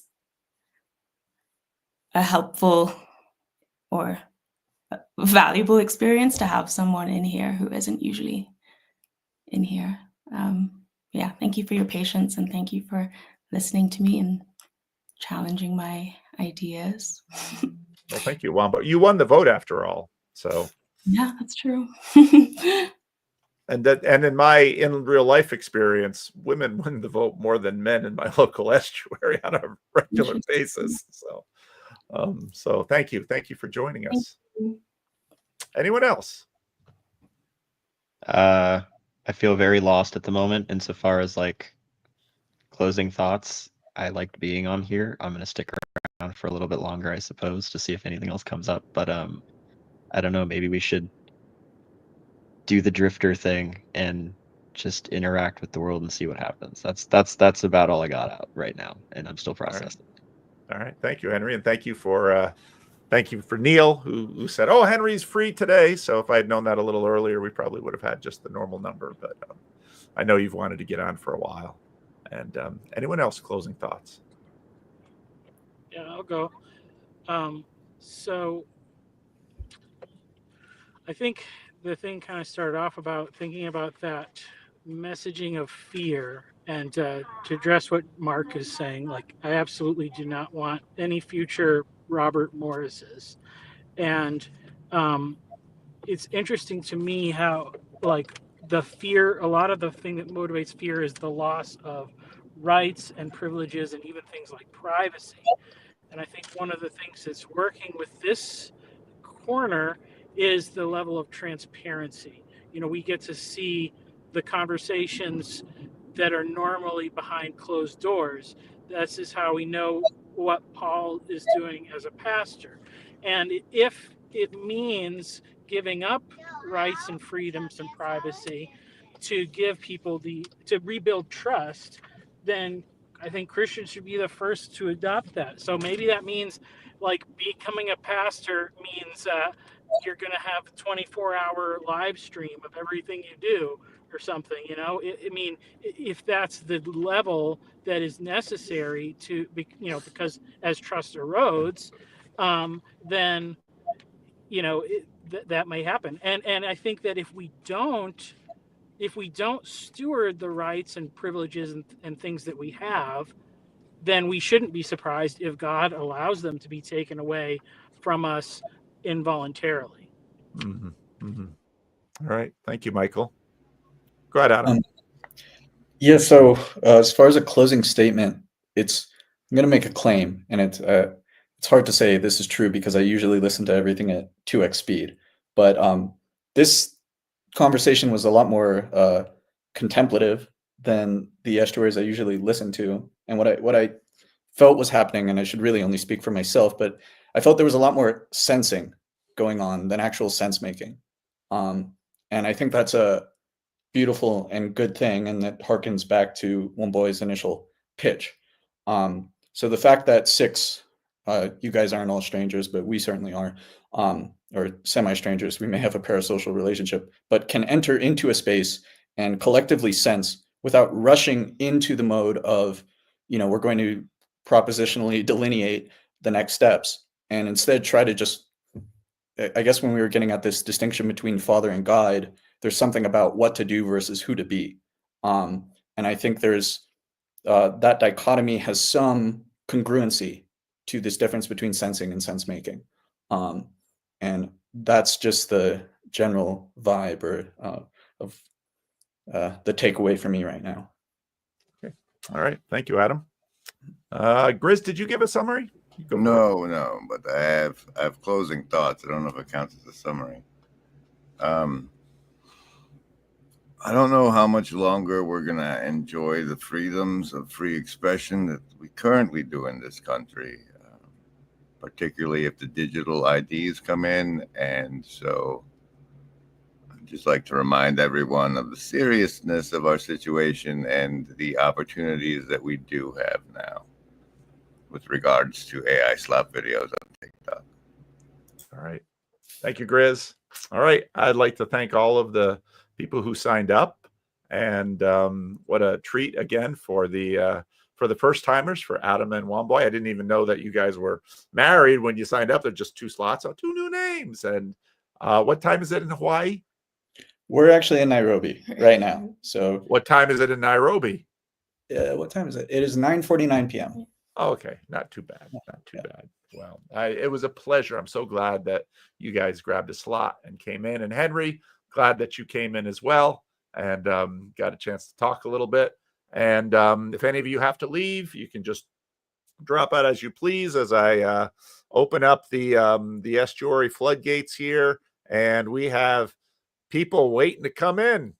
And all right. And guys, look at Matt T. He's, looks like a Sergeant Slaughter, for those of you who know old wrestling terms. I know G.I. Joe. So somebody's got some. Stop the echo. Stop it. Who's got an echo? Turn off the other browser. All right. Ramfy, you're first. What do you have to say? Great conversation. Geez, there's so many places to jump in. Where do I start? I want to first start with Adam. Great question. I think it was a great question you asked Henry about ontology and how to reinterpret it, how to translate, essentially, when you're out in the world. When I think of that, I think of how destabilized I feel right now in this year, given my relationship to Christianity and everything that's happened. I'm so new to this. So I'm very conscious right now, self-conscious that everything that I say is possibly wrong. So I'm scared as I speak. It's almost like I'm in the metaphor that I'm pulling back the bow right now in the arrow, and I'm pulling it back and I'm trying to calibrate my aim. And that's where the other thing I would want to jump in is the war metaphor that we use. And I understand Mark. Hi, Mark. I don't know. I think that's appropriate at one level of analysis, but me thinking about this, another metaphor that I've been playing with is disease. And disease is appropriate at a deeper level for me because you're the one pulling back the arrow. And if you're a disease, when you let that arrow go, what target is it going to hit? You might miss the target. And I miss the target all the time, I suspect, probably missing it right now. I'm so new to Christianity. It's an ontology that I know I borrowed from. And what I feel like, especially I'm going to work back on Monday, so I have this like tremendous anxiety. I'm like, oh, so much happened this past month. I know I'm going to have these conversations. This year I've been destabilized because I go to work and I see things all the time. I can see different ontologies play out. And my question is, do I remain quiet? Do I speak up? do I say something? Oh, I'm for abortion. Man, someone's saying that in my presence, and they're assuming they're neutral, and their ontology is swallowing me up. What should I do? How should I react? And I think what I heard a lot in this conversation was, if we think about the metaphor being a disease at the level of the individual, akin to AIDS, it's not AIDS that kills you, it's other diseases, resentment, everything that can come in. And so what we do a lot is we misdiagnose the disease. And what I'm working so hard on is to catch up. It's like I'm taking in Christianity, I'm reading as much as I can, I'm listening to y'all have these conversations, people that know more than I do. And, you know, how do I interact in the world? So for me, it's like recognizing different ontologies. And in some way, what I think y'all are getting at is, how do you translate in such a way? How do you translate between ontology? Like, so I'll use an example maybe. So I have a friend at work who's Jewish. And for the last couple of years, obviously since October 7th, there's been this constant dialogue. And it kind of came to a head this year for various reasons. Part of it was my, Catholicism and coming into Christianity and me thinking about how I feel about that. And we're having a conversation, and I'm noticing it's getting more and more heated. And he finally said it. You're part of the problem. And I was like, ooh. I was like, what do I do? So he said I was part of the problem. And so it was interesting because what I did was I stayed quiet, and my initial reaction was to thank him. I respect that he said that. That's a true relationship. He actually opened up to me, and it was his reaction was super interesting. We make a joke about it now, but what he did by doing that is that he kind of gave me the ability. I'm like, well, okay, I hear you. I won't. And it kind of gave me an ability. All right, he has an ontology that he's in. It gave me an opportunity to embody mine, which was not to fight back in such a way where we get into a negative feedback loop and the relationship is lost and there's no reconciliation or forgiveness. And so I think again, I'm probably missing the mark here horribly, but I think there's the metaphor here of disease, and war is still necessary, but the disease that everyone has is something that needs to be contended with. So I think this is, again, excellent conversation. And Adam, great question. So thank you. All right, Ranfi, any comments on Ranfi's thoughts? I think the tension of like, when should I say, what should I say, is kind of at the heart of like the living in the different worlds thing. And I find more often than not, given the space, it is kind of just best. Maybe this is weird, just to kind of smile and nod and be like, all right, and maybe probe those questions at best, rather than, I don't know, that's the way I operate. So Henry, that's interesting. So I thought about that, and I think about humility. I'm nervous between false humility of not saying anything out of fear, and then maybe genuine humility. And this is the way I would conceptualize it. I may be missing the mark, but genuine humility of standing firm in what you believe in your ontology without invading someone else, because the ontology isn't yours, it's God's. So how do you translate that? How do you witness? How do you gesture? I'm afraid of being a coward, but I'm also afraid of being a know-it-all, which that's probably a bigger propensity of mine. But so yeah, it's hard for me at that level how to delineate. Am I being a coward right now, and it's a false humility, or what someone else thinks is what someone else thinks. What someone else says is what someone else says. Mm-hmm. What someone else thinks of you is what someone else thinks of you. It doesn't change who you are necessarily, and so you respond. I have people all the time tell me things, and it's like, okay, that's what they think. That's what they think of me. That's what they think of the world. It's okay. My command is love your neighbor all the way up to and including your enemy. And so then the question is, how do I love this person in this context right now? In most cases, you're not going to, people who think that a paragraph or a page or an hour of talking at them is somehow going to change their worldview, that's not how human beings work. And again, I think Jesus is not only the destination, but he's also the means. And so we're disciples. So that's my answer. All right, Gray Hamilton, 52. We've been loving your baby's foot. Hey guys. That little baby's sleeping. Nope. She is. She usually doesn't wake up when I start talking. But we'll see. Can you guys hear me? We hear you just fine. Go for it.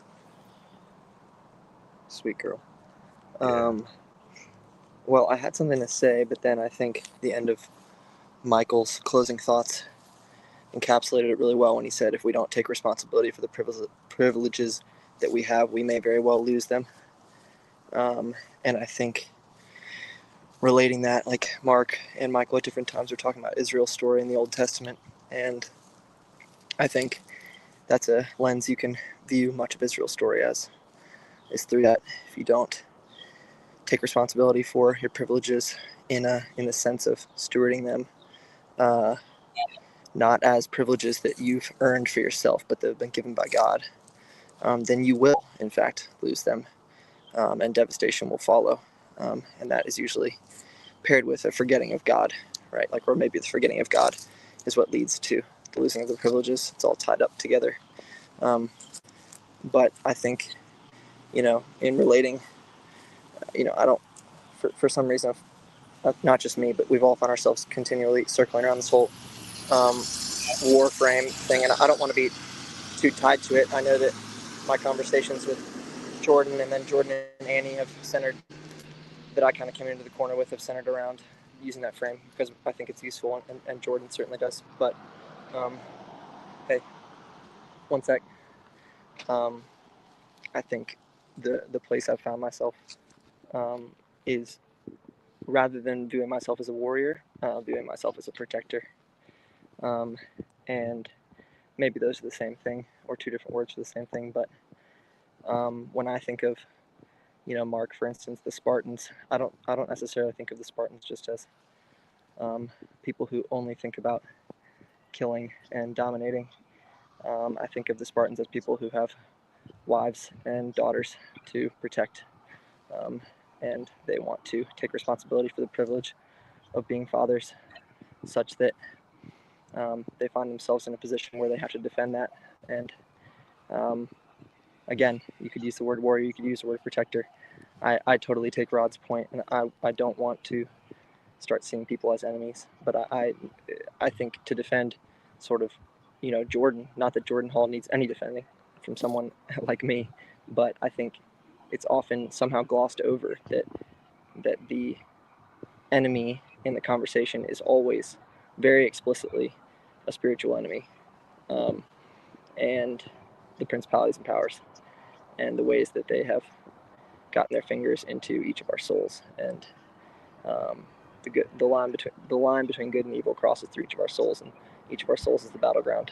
But we live in the world together, and so necessarily it also exists in the life that we live together. And so, yeah, I don't know if there's a specific point that I want to make, but I just wanted to explicate some of that, because I think Michael said it really well with that one-liner, but that's kind of what it made me think of. So thanks, guys. I got to go. Right. Thank you, Gray. All right, Matt C. Why did you jump in here, Matt? Sergeant Slaughter. How's my audio, by the way? Sound good? Yeah. There he is. We need a dark Mark Parker. I love those glasses, Mark. So Mark understands these things better than any of us. He understands that you can't be tolerant and get yourself out of this existential crisis that Western culture is in. He's here to not be tolerant, to help us put things back together. We've got a lot. I think Western Christianity, I think we've all kind of demonstrated today that Western Christianity, in a way, has a lot of offspring. It has secularism, the public sphere. It has moralistic therapeutic deism. It's got pluralistic tolerance framings. All these things are downstream of, or offspring of, a Christian ethical tradition. And the kids are fighting, and maybe Mark perceives this, intuits it, I think, more than most, that someone has to get the kids to pay attention to each other and get in line and to stop fussing. And someone has to step in and be daddy for a bit. And Mark believes very passionately and very validly who that daddy needs to be. And I think we respect that. And I think there's a lot of folks in his nemesis framing who agree with the principle of what he is putting down. They just disagree in how that discipline needs to be meted out, because we're not going to mommy our way out of this. So that's what I have here. All right. Any thoughts on Matt's image? Since he addressed me, can I briefly respond? Sure. So much of the kvetching about the state of the world on all sides, it seems to me that we are living in the world that the Protestant Reformation has made and failed. The churches,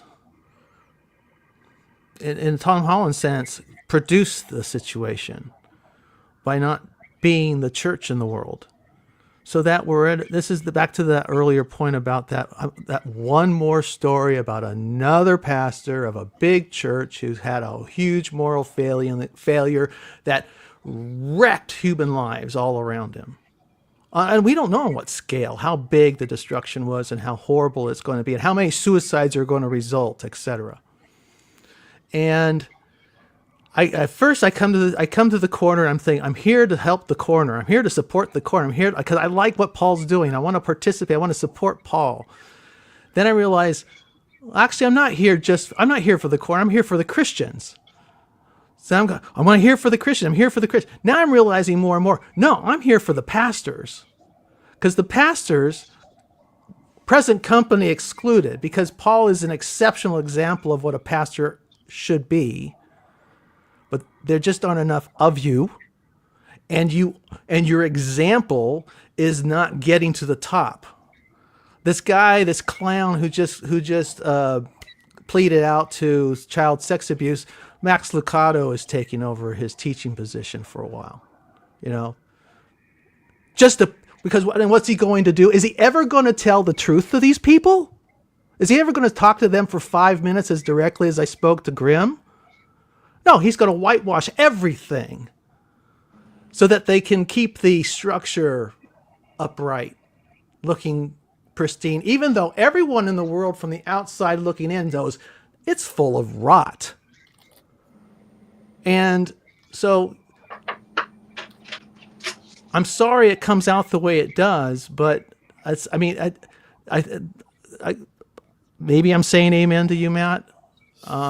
Maybe I'm just modeling more of the same. But man, we got to get our pastors right. Enough with the divorced pastors. Enough with the cheating pastors behind the pulpit. Enough. I'm sorry if we have to leave the pulpit empty and put up 20-year-old kids who just, because they've not lived long enough to have impure lives, they can read the Bible to us from their pulpits. But we got to clean up if we're going to be a church. Now, this doesn't count to... the corner is going to be the corner, and everybody needs to do what they need to do. But if the church is going to be the church, man, we can't do this anymore. And it's just going to be more of the same. All right. Thank you, Mark. Eddie, what's on your mind? This was a particularly great stream, and I have a lot of things that a lot of ideas I could say. I want to ask, is it not the case that war is very much a deep part of the Christian ontology? I've been going through the rest is history's back catalog on Ireland, partly because of Paul King's Northern Ireland, partly because of my interest when I went there. And they have a lot of videos on what led to the nation of Ireland versus Northern Ireland. And that has been, that sort of rose to the top not too long ago with the Troubles. One of the really interesting things about Ireland is both its War of Independence and its Civil War didn't look anything like the American War of Independence or the American Civil War. It's really interesting because, and now I'm getting a better understanding of when people keep talking about Civil War or war, and, we've talked about fifth generational warfare. That word for me is less tied to images of, let's say, probably the one that it was tied to growing up, which was the Second World War. And then, of course, there was the Forgotten War, which is Korea, and then the Vietnam War. So I don't know. I don't know that.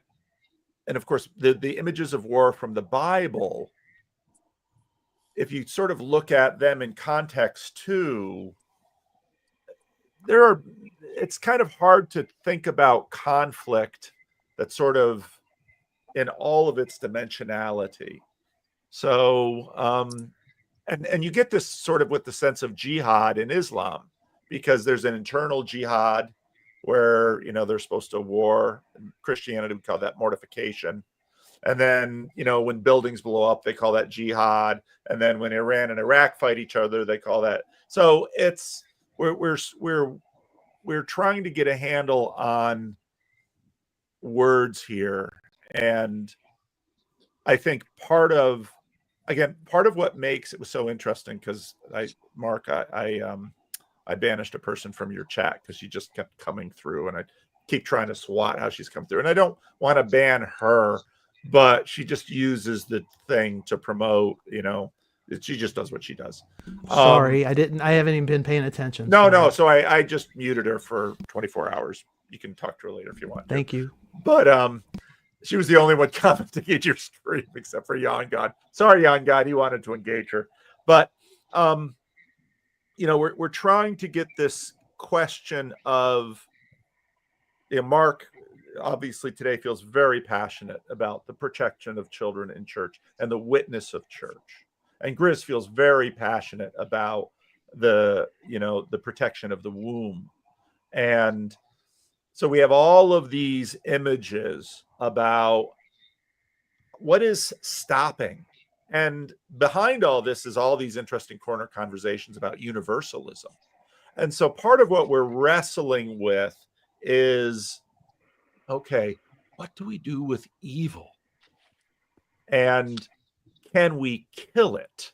And I think one of my pet images of the Noah's flood is that if God picks the best man in the world and saves him and his family, and in one generation, the world starts heading towards where it was, that really gives credence to Paul's observations and to the Ephesians that we battle not against flesh and blood. And so we want to figure out, and Solzhenitsyn's, it's in all of us.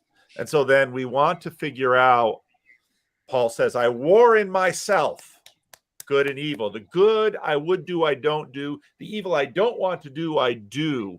And so conflict gains attention. Conflict marshals our forces.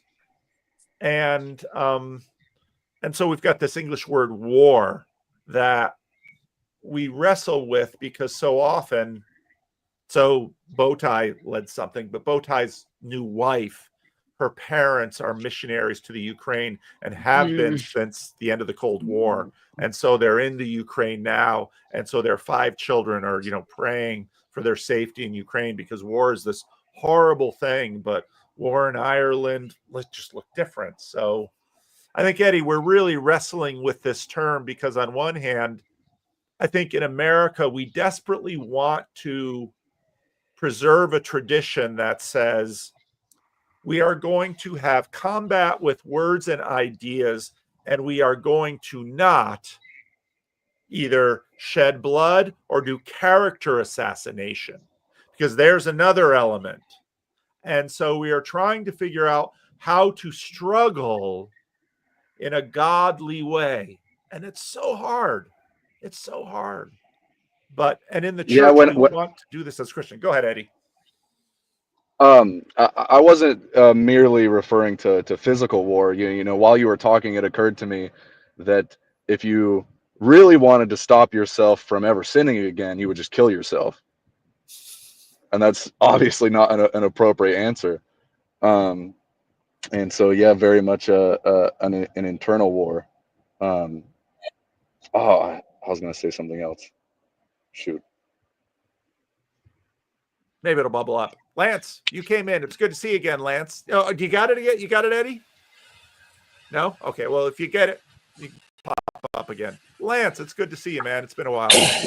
Yeah, I'm crawling out from my hole. A couple of times I've been on, God did tell me to quit arguing, along with some other things, which kind of needed to get me out of the TLC a little bit. Because what he's really doing is like, the whole Orthodox versus that, like some of those things that come on, I'm like, don't have any interest in that. But one of the things was I was listening today, Sam's 2 videos were just running under the background on the moral therapeutic deism.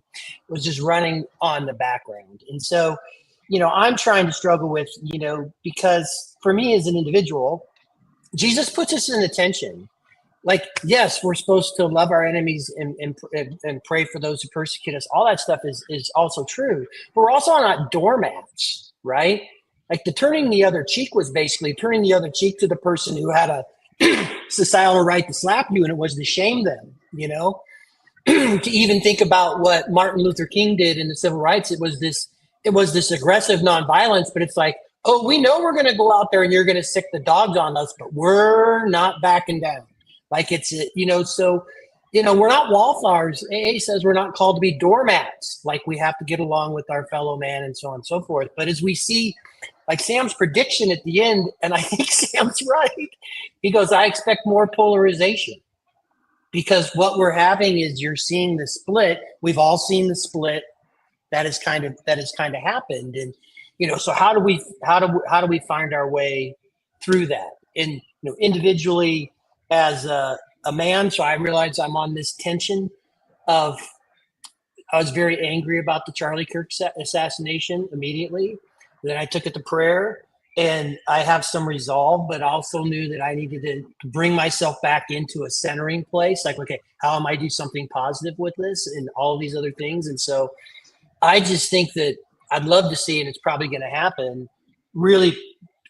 We've talked about the moral therapeutic deism a lot, but I think one of the things I don't think Sam realized, he gave us a wink. Like he's like, hey guys, the Harvard elites and Unitarians, they're the ones that did this programming behind the scenes and you didn't even know about it. Like their shining star, like basically brought this out in the light.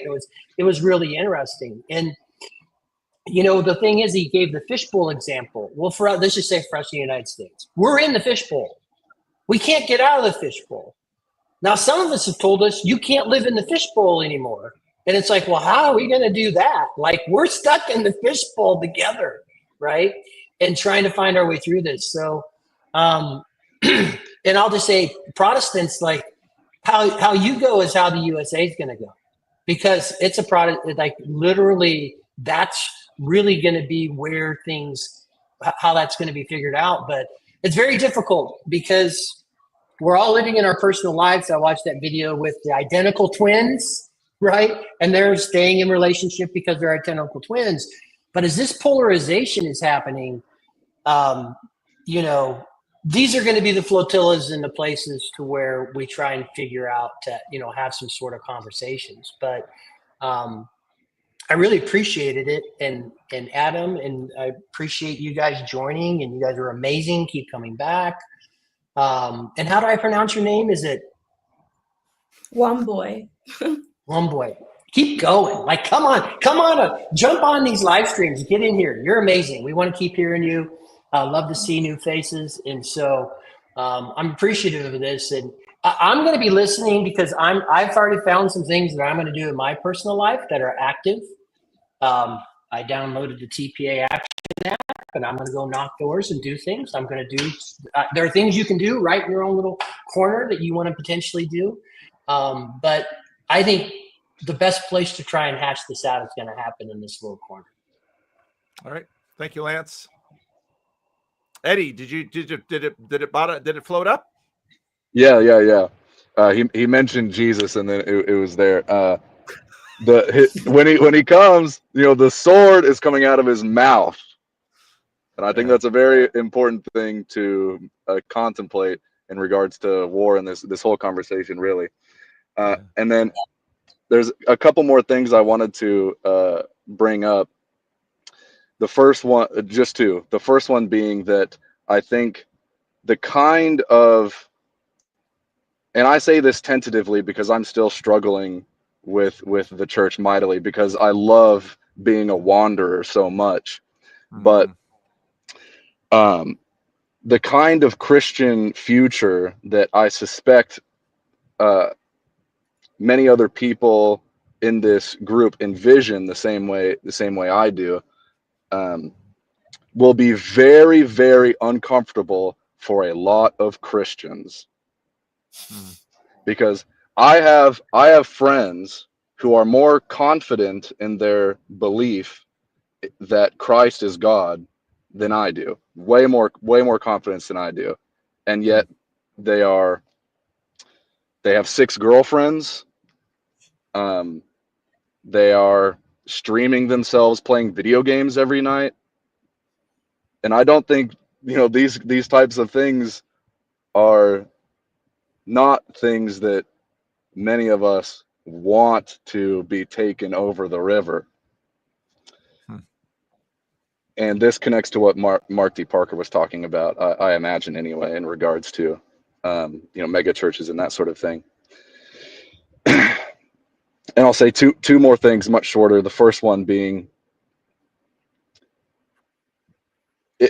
correct me if I'm wrong, but I feel like I remember when the Israelites are trying to figure out how to farm, God tells them to leave a portion of the field open to the stranger. Yep. And we immediately understand that in today's world, but I think something to meditate on is that it's a small portion. It's not half, it's a small portion. Yep. The last thing I want to say, and I'll stop yapping, is has anybody seen the movie Silence by Martin Scorsese? I read the book. If anybody wants like a short plot overview, I can do that. But I was thinking about that film a lot when y'all were talking about the relationship between Christianity and the culture. So, all right. Thank you, Eddie.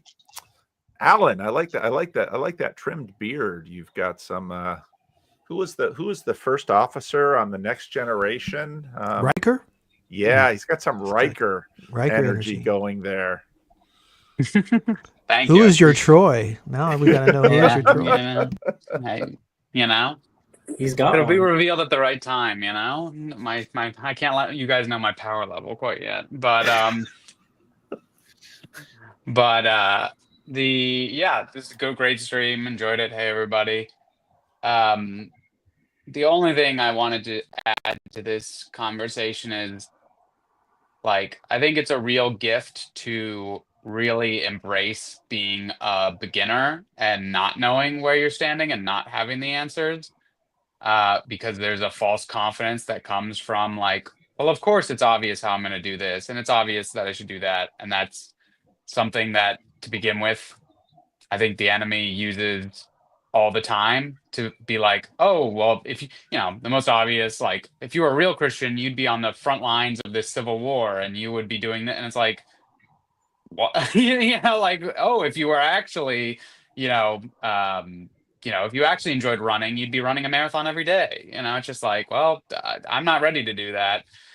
Whereas just having, so to jump off of that is just, when you're really a beginner, when you don't know how to do things, when you admit oh, I'm really not good at anything. And I think this is where Jordan Peterson and telling young men, he used the Lion King example of when Simba's out in the forest with Timon and Pumbaa of like, yeah, you're a loser who eats bugs. No one wants to be around you. No one likes you. You suck.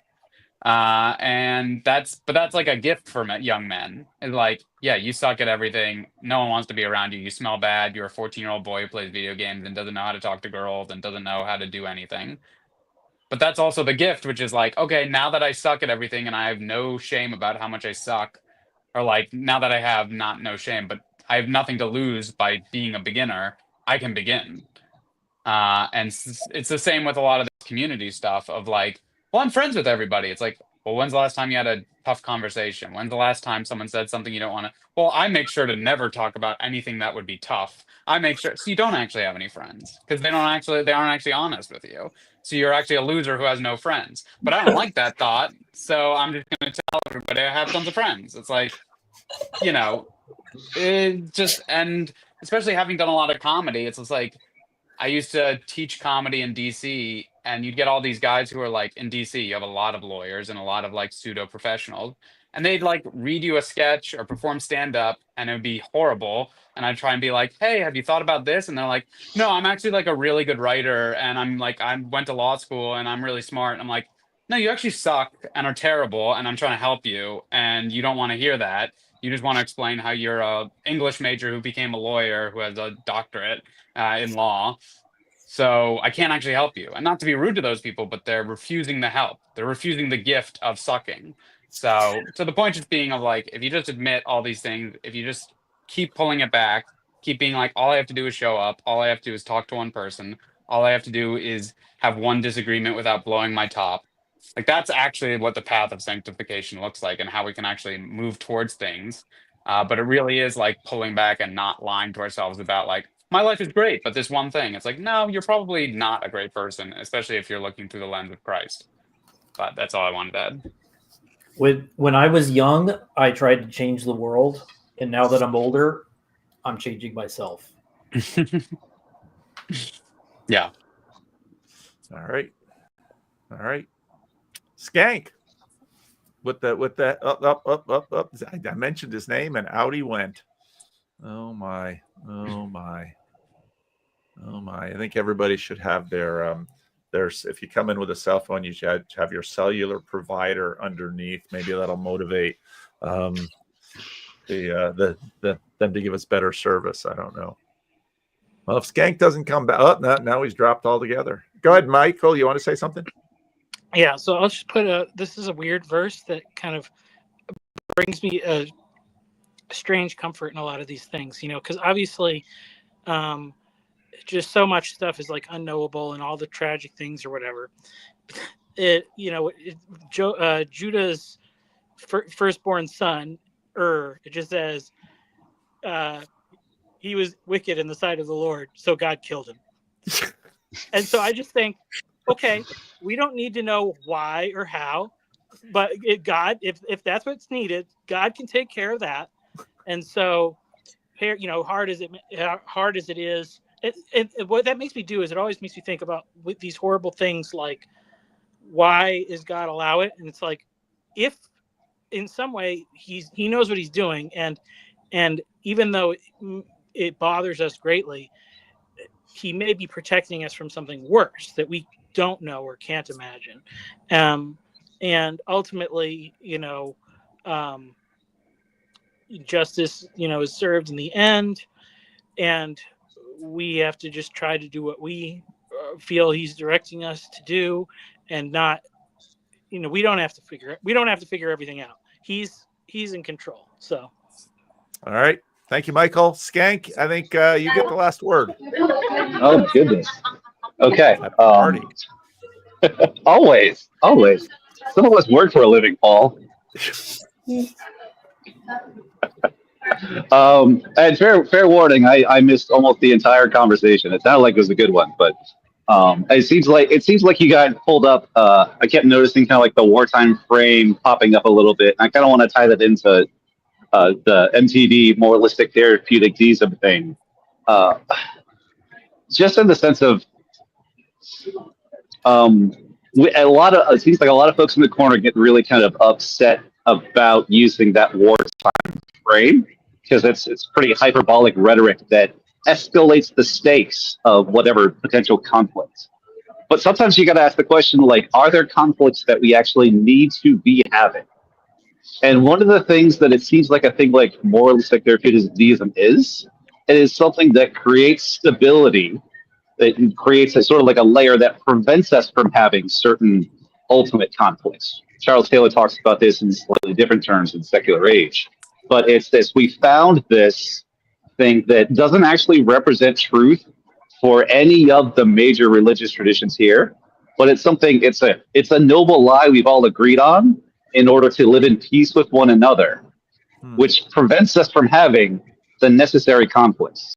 And I don't know about the rest of you guys, but if you guys keep putting off necessary conflicts longer and longer and longer, they don't get easier. Yeah, that's a good point. That's a really good point. And Mark has lately been talking a lot about the shortcomings of the church. A lot of shortcomings of the church have to do with conflicts when and where, which gets back to wisdom. And so many of the things we're the opponent processing we're trying to do in life has to do with, we need more conflict over here, we need less conflict over there, we need conflict in this way, less in that way, and figuring that out and living that, not easy. So that's great point, Skank. Thank you. Real quick though, in support of Skank, can I just pitch a little scripture for you, Paul? Sure.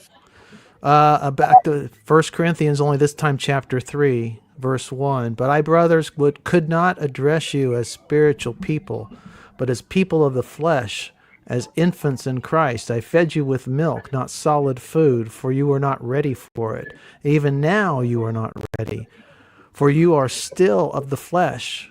For while there is jealousy and strife among you, are you not of the flesh and behaving in a human way? And then the subsequent verses, I encourage going back to the text and read the whole thing, because then that's when he goes into his whole thing. Some of you say I'm of Apollos, some of you say I'm of Paul, and he really nails that down. And it's that, so that's just a little. All right. Bo. Thank you, Mark. All right, I think I'm going to close the stream unless someone has something they really got to blurt out. The only thing that makes the darkness bearable is each other. That's a good point, Grizz. It's a good point on which to end. All right, anybody got any branding requests? You can go to hell with us, Grim. In the darkness, there's no togetherness. Or at least in Dante's darkness. That's true. How about a little? How about togetherness isn't all that? Which is not to say that I do like all of you guys, but togetherness doesn't necessarily always make it more bearable. No, and the irony about certain kinds of togetherness is the worst thing about prison is who you're locked in there with. So there are always those other things. So how about a little bit of Freddie and O Canada? How's that sound? All right. Well, here we go. Your mom and Reggie are on the top of the world. I had an idea. What? Why don't you tell the fans out there that are watching in Michigan, watching in Sacramento, all over the colony? Don't forget the ones in Ontario, Canada. Ontario, Some Canada. of our favorite fans are out there. We love Canada. Canada. Oh, Canada. The stars are greatly smiling. Jesus loves you, Canada. All right. Now I'm going to do a little dance. This is a first. We've never had a dance. So here it is. I think you got to lift it up. You think so? I think we see it pretty well. We don't have no music though. We don't have any music. Okay. I don't know what you're going to do now, Fred. I'm just going to bust one. Okay. Did that, huh? You're sure you want me to put this up on YouTube? Yep. Ain't nothing but a G thing, baby. 916, Jesus Christ is lady. He's the man in command. Don't you see me? Because Jesus Christ took me away from sin and mercy. Rock the mercy. I love you, Jesus Christ, in every way you come. We three kings of Orient are. Travel, yes, we travel afar. Fields and fountains, lords and mountains, following yonder star. Peace out. We got to do it together. All right, here we go. Thank you. Peace out. I, CJ. In other news, Ron Copperman was arrested last night after attempting to reveal secret sacred truths of the TLC to an unknown sociologist. Hold on a second. It's the cops. Oh no! Ron Copperman, minister. I set the alarm off. Oh my God, dude. What's your name, sir? Ron Copperman. Yeah. 18A. TLC authorities have indicated that the Copper Man is being held at an undisclosed facility until he repents of his false prophecy. Back to you, Tim. Ken knew happy, though. Great Ken knew happy, and I can rejoice about that. Rejoice, although this world will devastate you. And rejoice, although this world will penetrate you. And rejoice, although you will not survive. Rejoice, you'll never make it out alive. Excellent rehearsal, gentlemen. And rejoice, your hair, it smells like burning hair. Oh, rejoice, your nails all got chewed off. Oh, rejoice, and holy fuck, you're bleeding there. Oh, rejoice, you burn your whole beard off. Rejoice, despite the fact that the world will hurt you. And rejoice despite the fact this world will kill you. And rejoice despite the fact this world will tear you to shreds. Rejoice because you're trying your best. Hey, I love that one. That's gorgeous. Thank you, brother. Wait, who's that brother?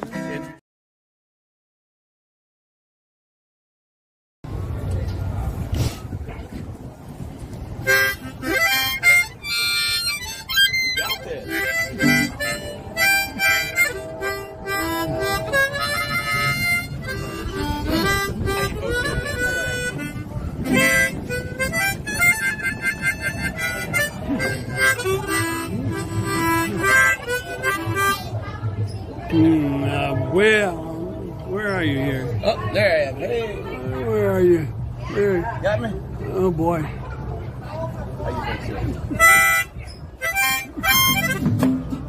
Yeah. Walk with me, Lord. Walk with me. Come on, man. Walk with me, Lord. Walk with me. All that long this Jesus journey. Walk with me, Lord. Walk with me. Yeah. Walk with my mama. You walk with my mama. Walk with me. Walk with me too. You walk with my mama. Yeah. Walk with me. And walk with me too. Oh, my. Yeah. Jesus journey. I want Jesus. Want Jesus. Walk with me. Walk with me. Hold my hand, Lord. Hold my hand. Hold my hand, Lord. Hold my hand. All along this Jesus journey. Hold my hand, Lord. And hold my hand. Walk with Moses. You walk with Moses. Walk with me. Walk with me. You walk with Moses. Walk with me. Walk with me.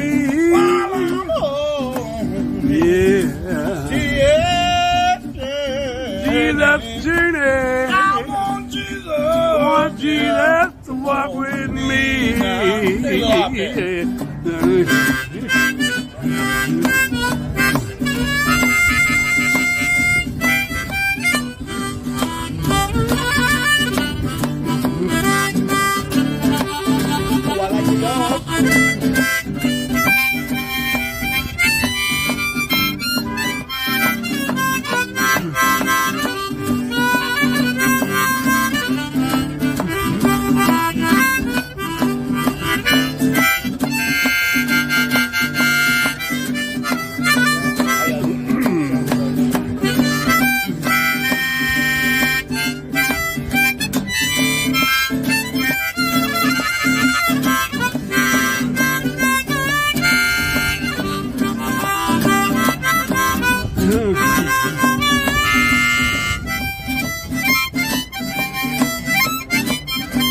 Say, walk with me, Lord. How y'all doing? Walk with me. Walk with me, Lord. Walk with me. Walk with me. I'm on my I want Jesus. I want Jesus to walk with me. To walk with me. Walk with David, a little shepherd boy. Yeah, you made him a great king. I know David shouted for joy. He walked with David, and he's a little shepherd boy. You made him a great king. And David shouted for joy. That's right. Oh, yeah. So walk with me, Lord. Walk with me. Walk with me, Lord. Walk with me. All along this Jesus journey. Walk with me, Lord. Walk with me. You gotta walk with me, Lord. Yeah! That was rocking great, brother. Oh, yeah.